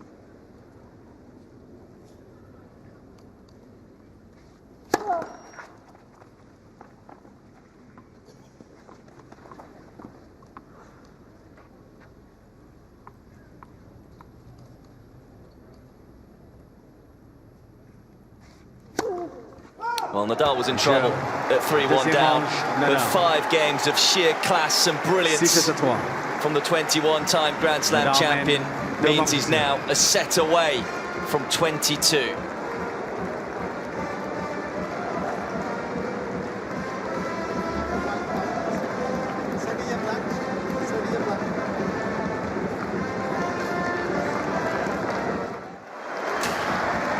As Nadal is back, as you can see, 7 minutes since the last point, so Ruud has been made to wait. Nadal a set away from Grand Slam number 22 and Roland-Garros title number 14. Numbers that many did not think we would ever be reading out all of a decade ago.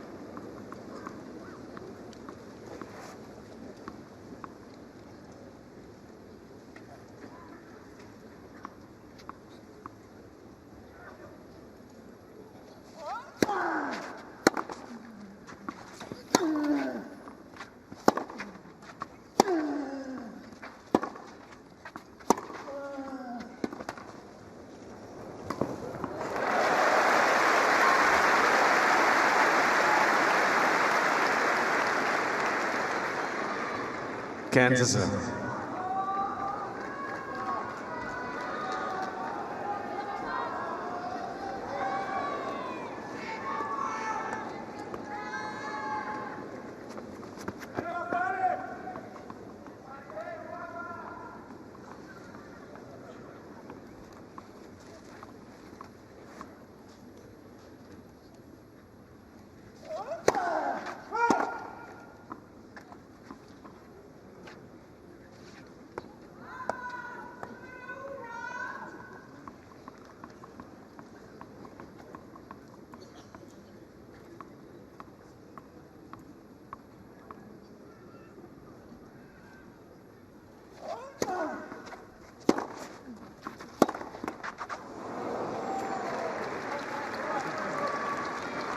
Kenta.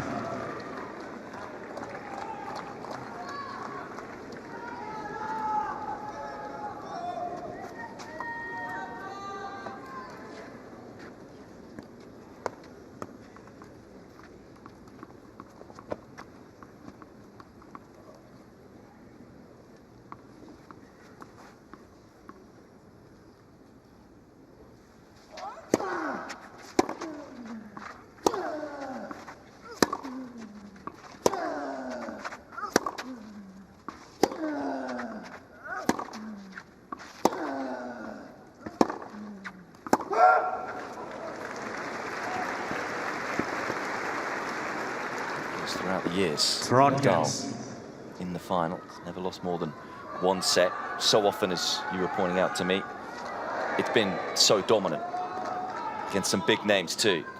Defeated Djokovic 6-love, 6-2, 7-5 for his last title in 2020. Federer in 2008, 6-1, 6-3, 6-love.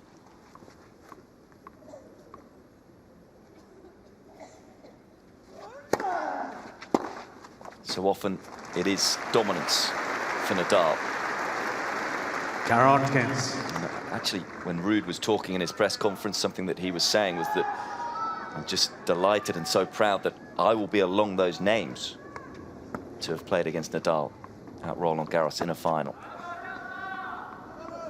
Which did make me a little concerned with whether or not he believed he could beat Nadal in the final. You were saying that on the preview.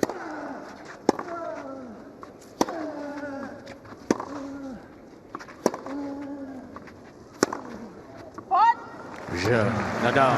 So he's watched pretty much every one of Nadal's 13 wins here. The Spaniards made a good start as well to set number 3. 1-love. We were making the point at the end of the first set that Nadal is really going for the backhand of Ruud, but there's an extra element to it, and that is that Ruud is about a metre further back to hit his average backhand than he has been in the 6 previous matches he's played at Roland-Garros. Part of that is Ruud's decision because he wants to play the ball at the right height and the topspin is pushing him back. Part of it is Nadal's pressure. That is further neutralising the weaker side of Ruud's ground strokes.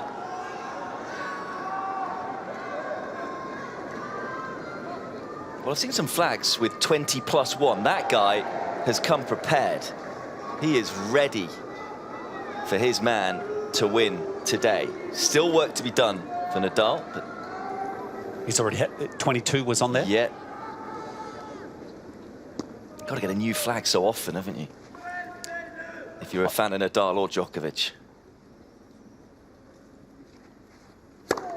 We see on the shoes of Rafa the amount of titles he's won at that particular tournament. Just wonder whether the clothing Nike might come out with also name on the back and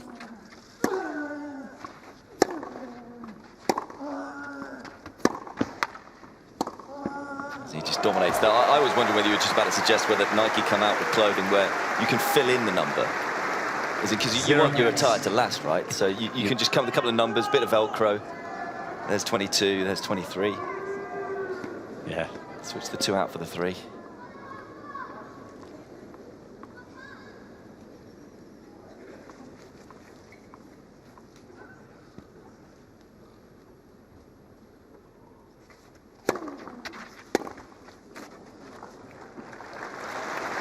This, you feel, is a vital service game. Ruud will be focused to just try and ask a few more questions. And I don't think we need to, you know, overreact and suggest that he's played nervously. But the fact that he's down 2 sets to love, you know, it might have a reaction where he could loosen up and go through a real purple patch. You know, that there's plenty of sting in the rally ball from Ruud.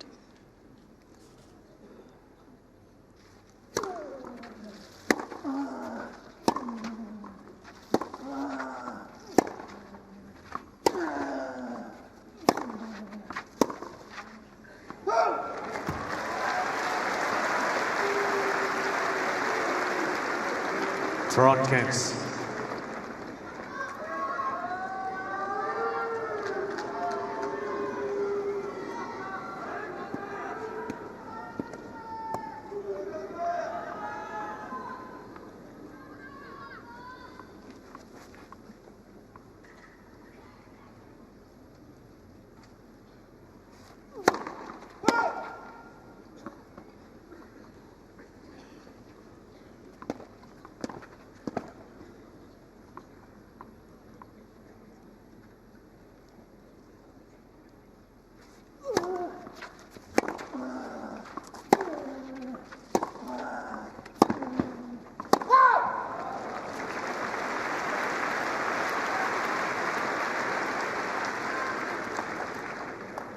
Toronto. He said before the match he would need to play his best match ever to win.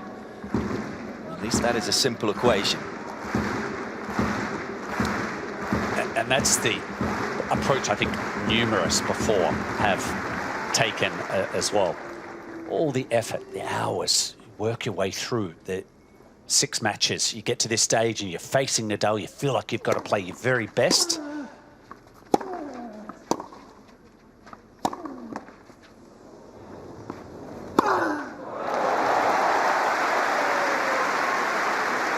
And does that lead to some players not playing their natural way and over-trying and then losing to their opponent? Did you find that as the Woodies?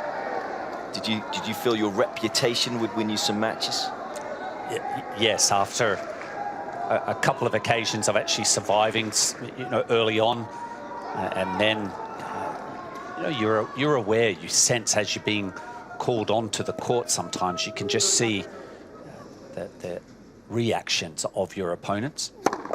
Let's promise certainly in the last year that we played, and here at this particular final, our opponents Paul Harhaus and Sandon Stolly, and it was huge for Sandon, but we could see that he was very, very tight, and he was unfortunately the one that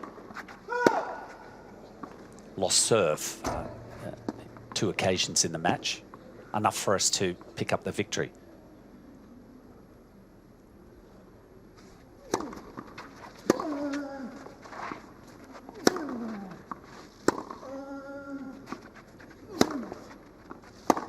Nadal pounces again. Nadal. Taking the backhand so early, taking all the time away from Ruud.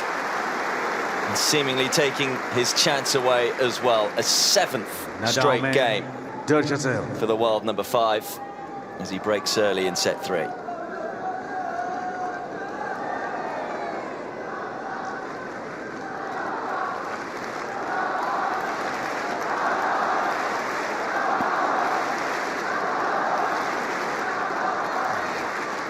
-20 is Casper Ruud, total points won, so about 5 games in all. S'il vous plaît.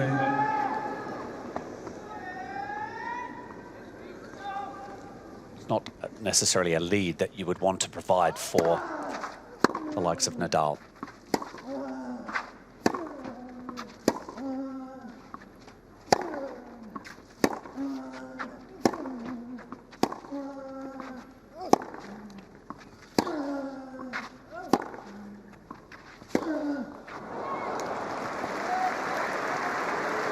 Still, that Nadal looking to set and break even new ground. We always know that winning yet another title here means it's another record, but looking to become the oldest ever champion at Roland-Garros.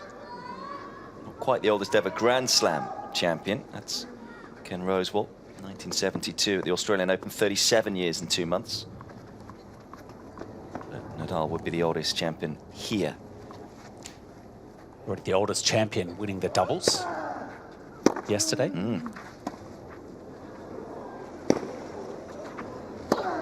It's not a sport for the youngsters right now, tennis. That was Roger achieving that feat at 40 years of age and 9 months.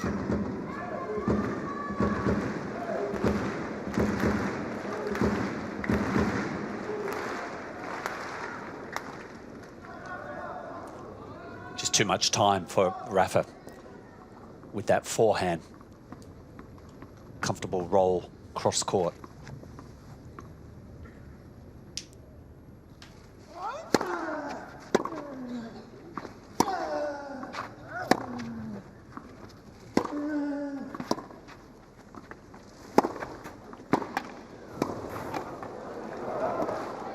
Oh yes, well, he may well go on to lose the match, but he can probably take away the shot of the match. 15-30. Yeah, mate, a point like this, just you give him a real morale boost. Had to change direction very quickly, and it's a lovely, almost a knife backhand cross court.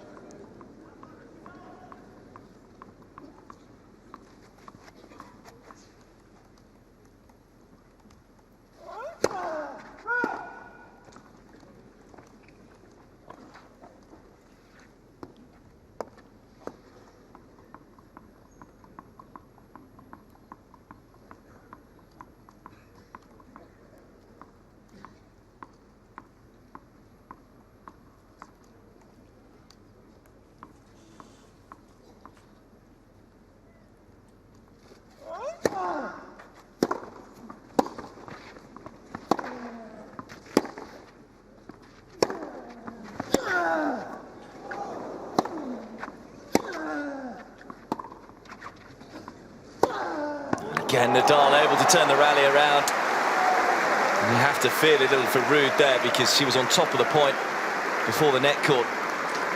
And he started to back away after that net cord. And it just opens up the territory. I think Rafa probably could have pulled that cross court. Forehand was 155 k's speed.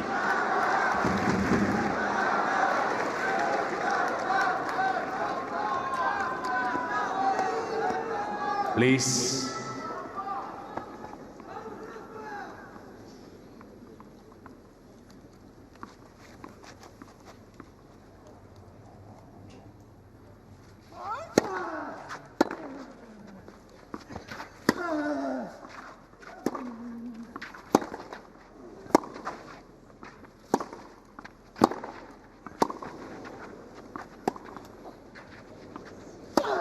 Well, this is just devastatingly good. It was a slightly edgy first set from Nadal, and having been 3-1 down in the second, he has just turned it on.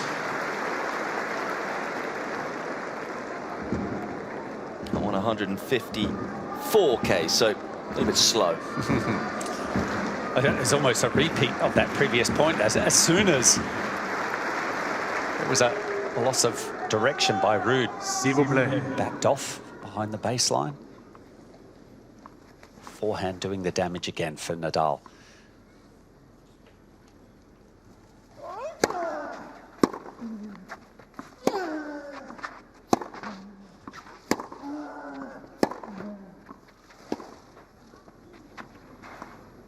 Well, before this match, Casper Ruud said he was going to try and enjoy the occasion, but you get the feeling right now it's Rafael Nadal who is enjoying the occasion a lot more. In complete control. 3-love.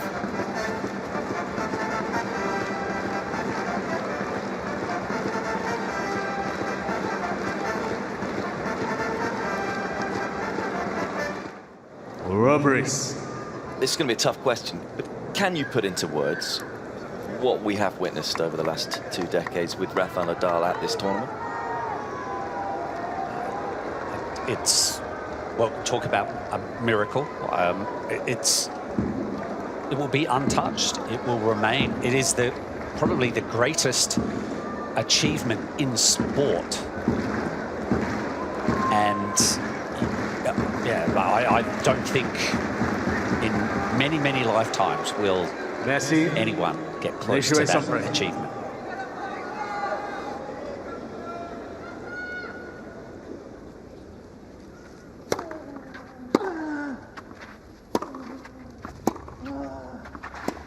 And you were just saying at the sit-down, when you worked with Novak Djokovic, his ambition at that time was to last longer, because you had so many tough tasks along the way to then be stronger as you conclude and get towards the end of a tournament. I thought Elise Cornet, actually, at the Australian Open, gave a great press conference where she got to the quarterfinals finally, having played, you know, in the 50s with regards to how many times she tried. Yep. And then said, I'm absolutely shattered. I don't know how you go and win one of these things.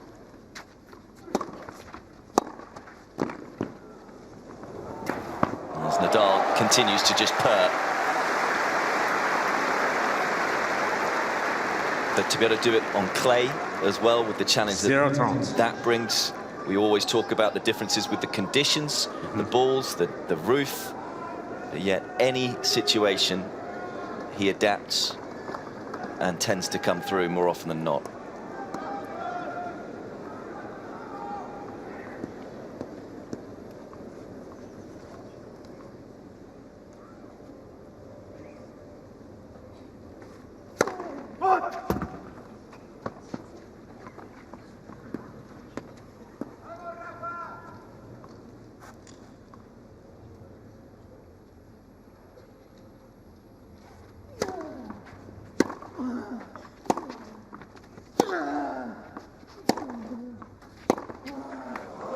Can do no wrong. Perfection on a clay court once again from Rafael Nadal. 0 count. I mean, he's making Casper Ruud's forehand look lightweight. Yeah, we know it's not. And even on that last backhand, it's like he just absorbed the pace offered to him, and that had to have been one of his quicker backhands to date.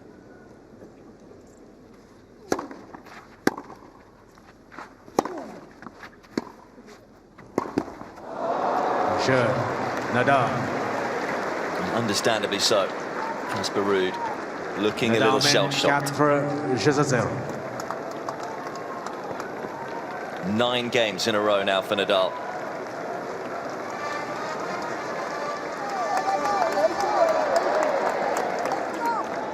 You feel right now for Ruud it may well be more about can he get on the board in this third set than turn it around. His family and team are still trying to show encouragement. Sister Charlotte there on the left, she also a decent tennis player, hit with him in Gstaad last year on the court. Ready for play. Merci.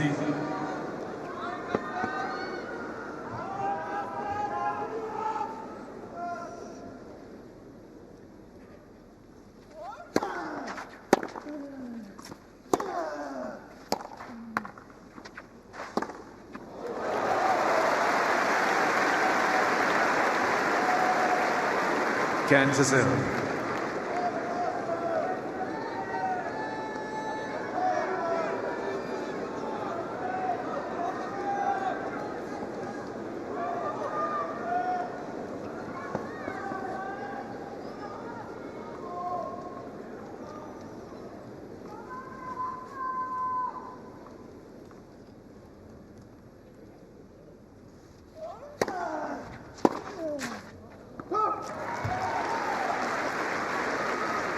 Toronto.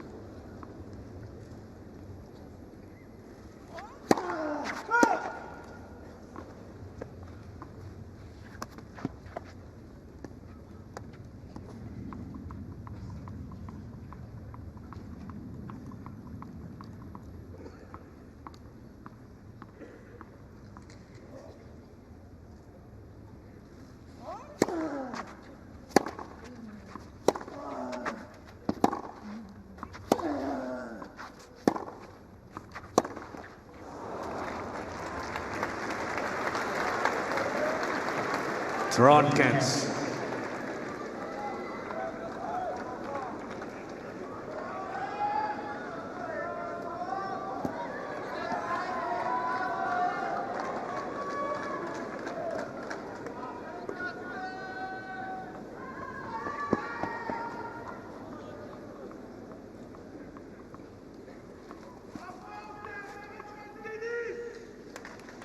Messi.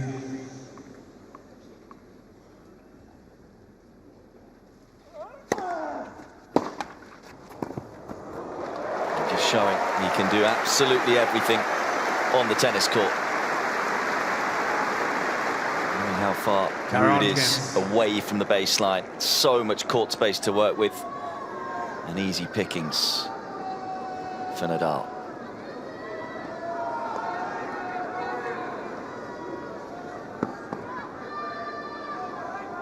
S'il vous plaît.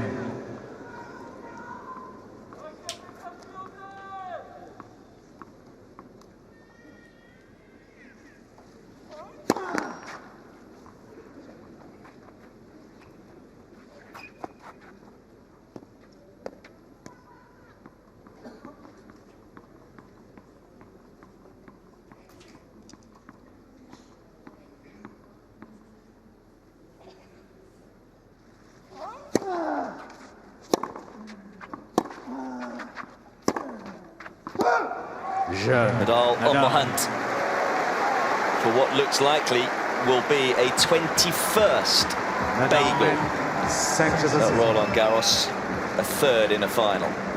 5-love.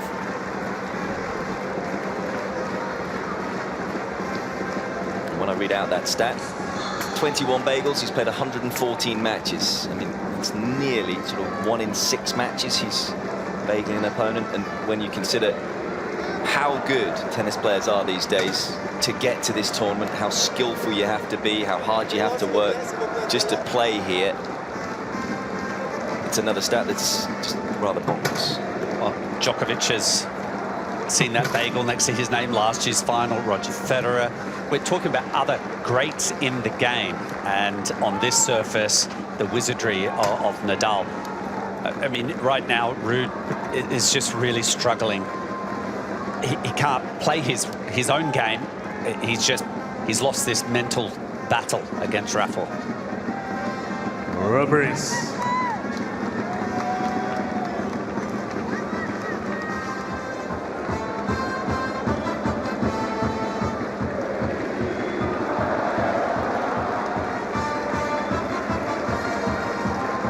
It's a festival feel.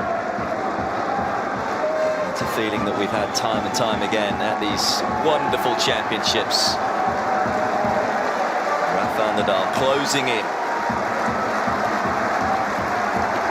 It's still been a very proud tournament for Casper Ruud and everyone from Norway. It's serving to avoid the bagel right now. Love 5.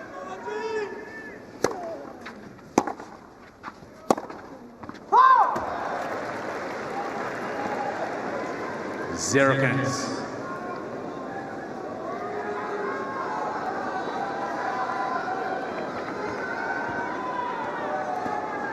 Thank you.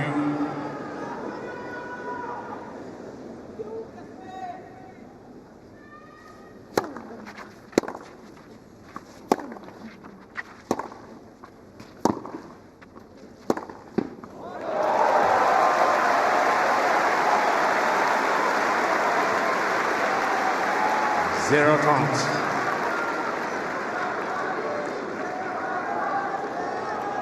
Winners flying left, right, and centre. That's a 35th winner today for Nadal. 12th of this set.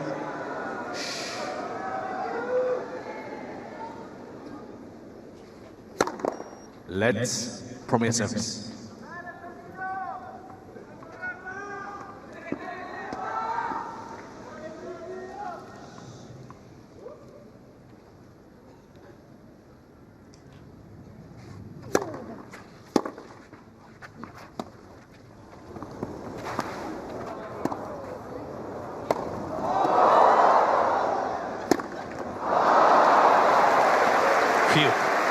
I mean, it would have been just too much for him to have won the point with that high backhand volley, wouldn't it? 15-30. You almost expected it, though, didn't you? Yeah.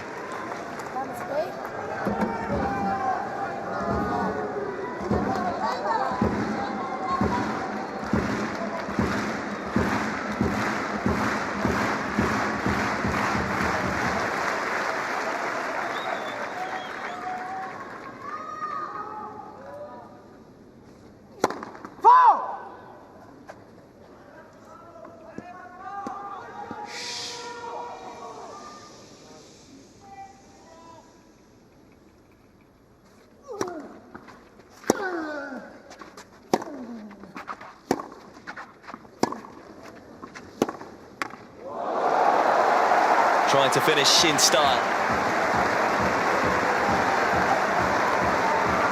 10-40. 2 championship points for Rafael Nadal.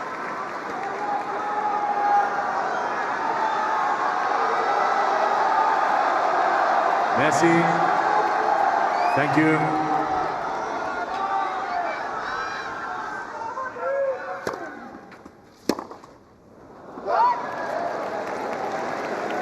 That was an unforced error.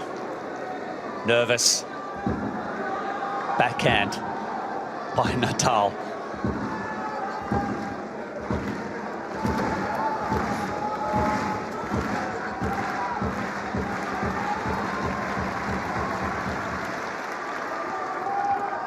Merci. Les joueurs sont prêts, s'il vous plaît.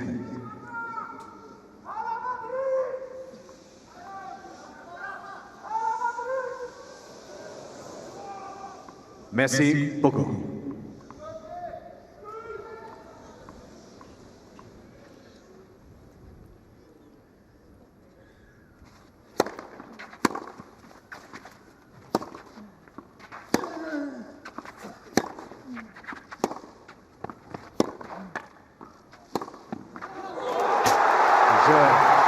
The greatest becomes even greater. It is a 14th Roland-Garros title for the greatest player this great tournament has ever seen and ever will see. A 22nd Grand Slam title. As he breaks even more records, becomes the oldest ever men's singles champion at Roland-Garros, and did it in emphatic fashion. Unstoppable, almost unbeatable at this tournament. Defeats Casper Ruud 6-3, 6-3, 6-love in 2 hours and 18 minutes.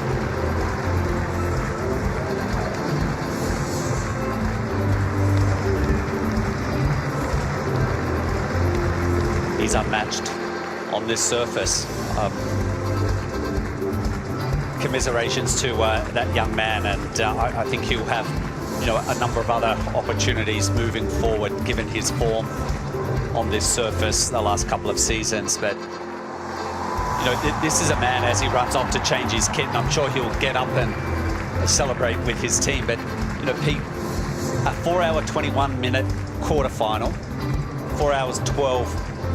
Quarterfinal, the 4th round that was against Felix, a 3¼ hour 2-set semi-final before that was abruptly ended. And yet he played like that was a first round. He had the energy today. That's how he handles himself. He knows how to emotionally and physically get through a tournament like Roland-Garros. As we watch his family and team celebrate yet again. And it is the first year that he's been able to win the Australian Open and Roland-Garros in the same year. At the age of 36, he's still achieving new things. First-time achievements, yeah. And given the limited play that he had coming into this year's Roland-Garros, abbreviated because of the injury, you know, he's a man of habits. He has continually played 4 or 5 lead-in tournaments pre-Roland-Garros. That is the routine that he's accustomed to. he would have had much doubt coming into this year's tournament, and certainly not just with Djokovic returning to the game, but also the arrival of Alcaraz. Unfortunately, didn't have to face the young Spanish phenom in this year's tournament. You can hear the cheers as we watch the replays of match point. As Nadal comes back on to his main court. I was going to say comes back into his living room. Feels like that with Nadal. Becomes just the third player to earn 4 top 10 wins at a Grand Slam event as well since 1973. So you could say he did it the hard way. Not often he's seeded 5th for a Grand Slam. There have been question marks with whether he will keep going, but when you're able to beat the world number 8, dropping just the 6 games in a Grand Slam final, surely that means there's more to come.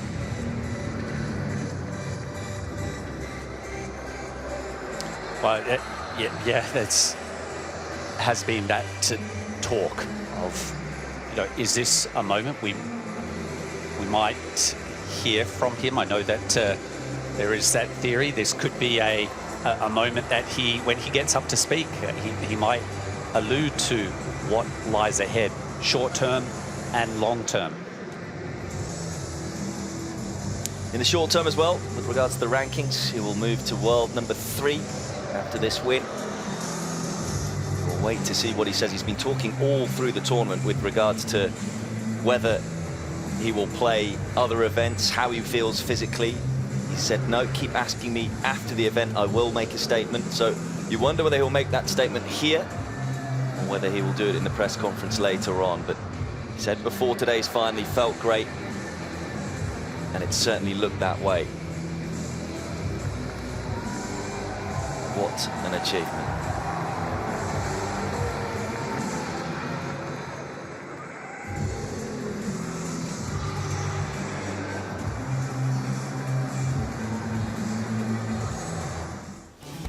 Cérémonie de remise de récompense du simple messieurs Roland-Garros 2022.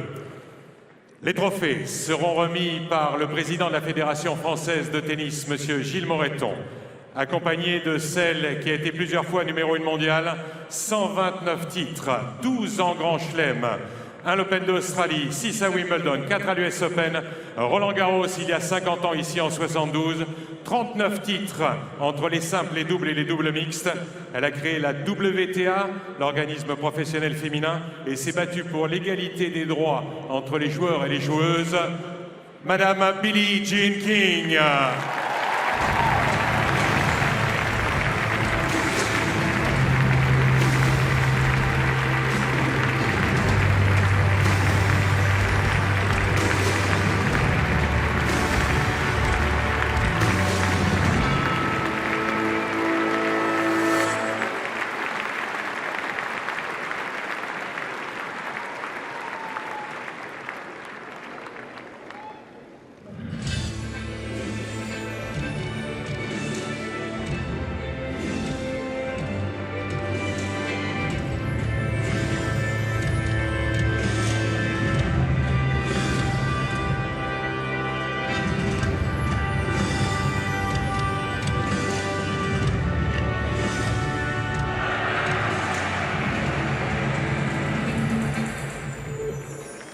Billie Jean King.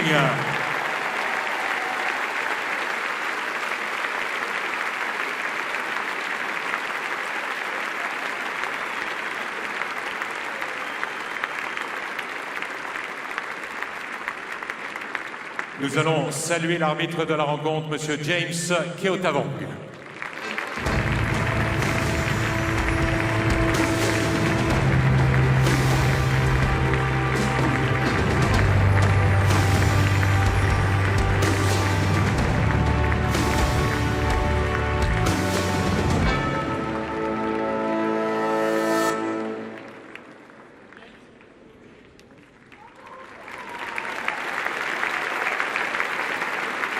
Finaliste, et c'est sa première finale en Grand Chelem, le Norvégien Casper Ruud.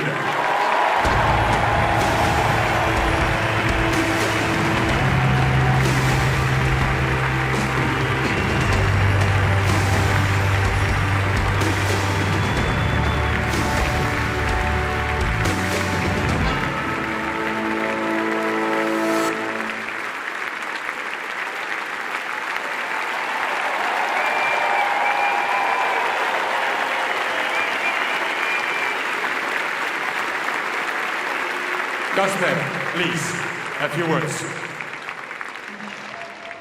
Yeah, well, this is the first time for me, so let's see how I do. But the first thing and the most important thing is to congratulate Rafa. I think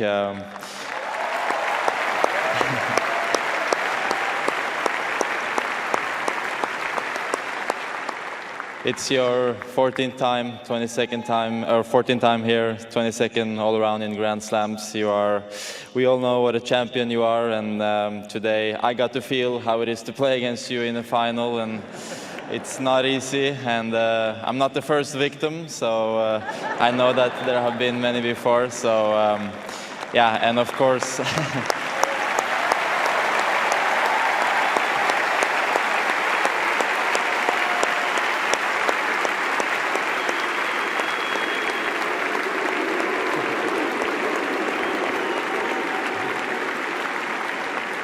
and again, to you, Rafa, your team, your family, you have taken me into your academy with open arms, and also to my family, so thank you a lot. You are a true inspiration for me, for everyone who follows tennis around the world, so I hope, we all hope that you will continue for some more time.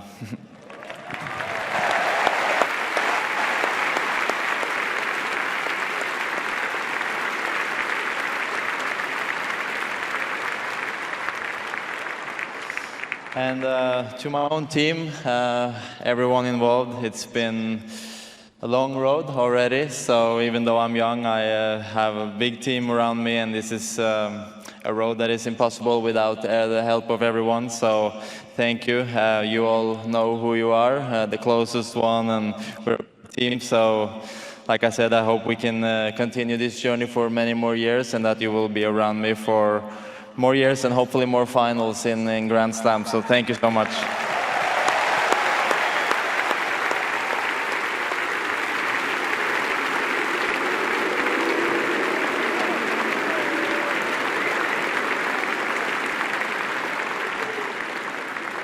And to the city of Paris, the support, the people who came all these 2 weeks, it's been unbelievable and quite experience for me to play in front of over 10,000 people in the final, and it's been 2 difficult years for everyone around the world with COVID, so to see a full crowd is inspiring again, and you have been very nice to me all 2 weeks, so thank you.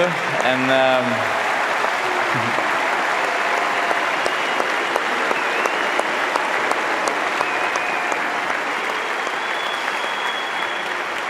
it gives me motivation to come back, and hopefully next year I can teach some French if it's possible. It's not easy, but I will try. And lastly, to Amélie, the tournament director, and all your team, I know this is busy weeks for you, so you are doing a great job. You've been a player yourself, you know what we like to do, what we need, so thank you so much for the 2 or 3, almost 3 weeks, and I can't wait to come back here. And again, to everyone here, thank you and merci.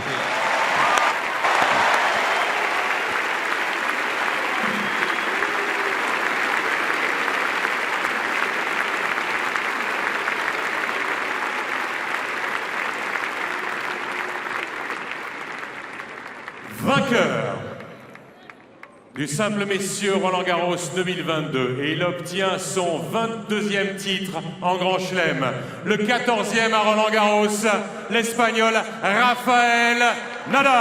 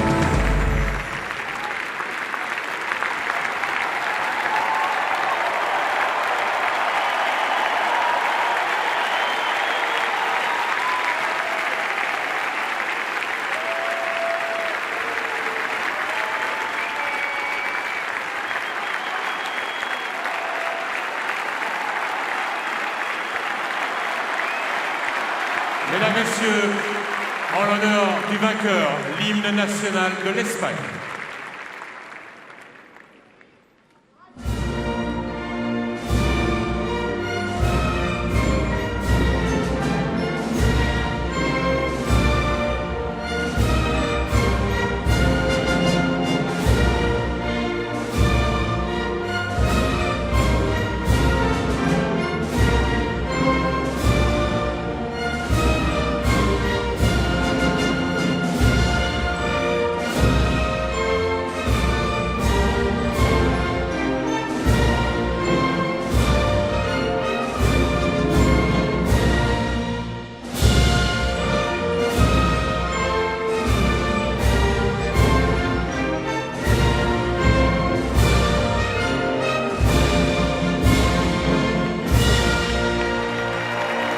Rafael Nadal.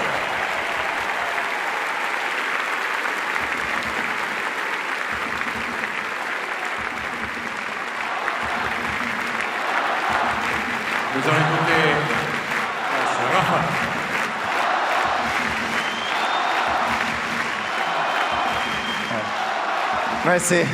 Merci beaucoup à tout le monde. Well, first of all, Casper, it's a real pleasure to play with you a final here in Roland-Garros. You are great. I want to congratulate you for an amazing career that you are having, and especially these 2 weeks, I think, is a very important step forward. So I am very, very happy for you and for all your family, your team. You are doing great. You are great and very healthy people. So I am very happy for you and wish you all the very, very best for the future. Thank you.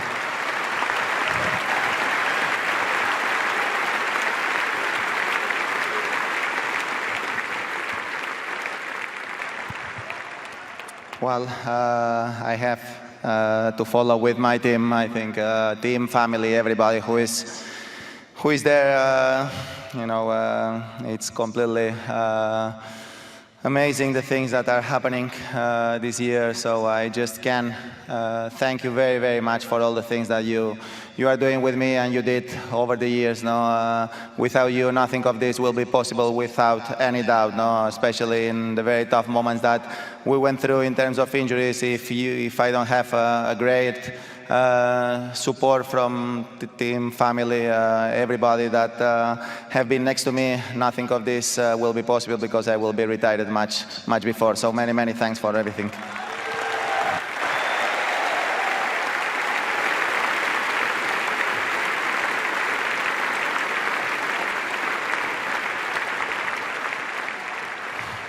Well, I want to continue saying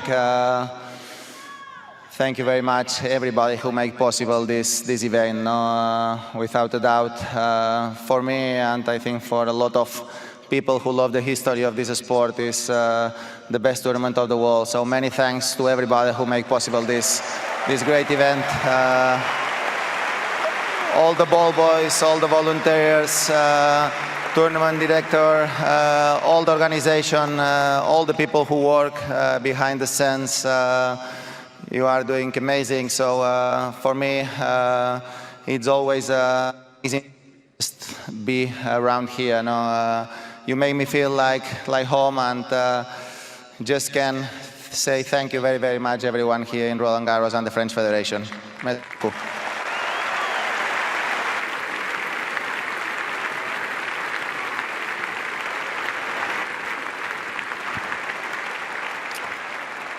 Well, for me personally, very difficult to describe the feelings that I have. It's something that I for sure never believed. Be here at 36, being competitive again, playing in the most important court of my career one more time, final, means a lot to me. Means everything. It means a lot of energy to try to keep going. I just want to say merci beaucoup à tout le monde ici à Paris.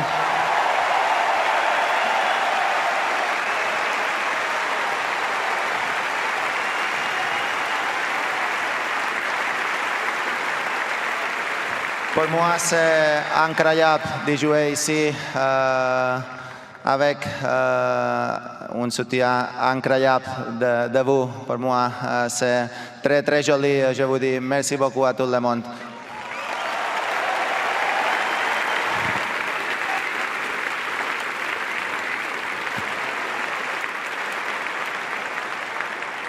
I don't know what can happen in the future, but I'm gonna keep fighting to try to keep going. So many thanks. Thank you very much, everyone. Thank you.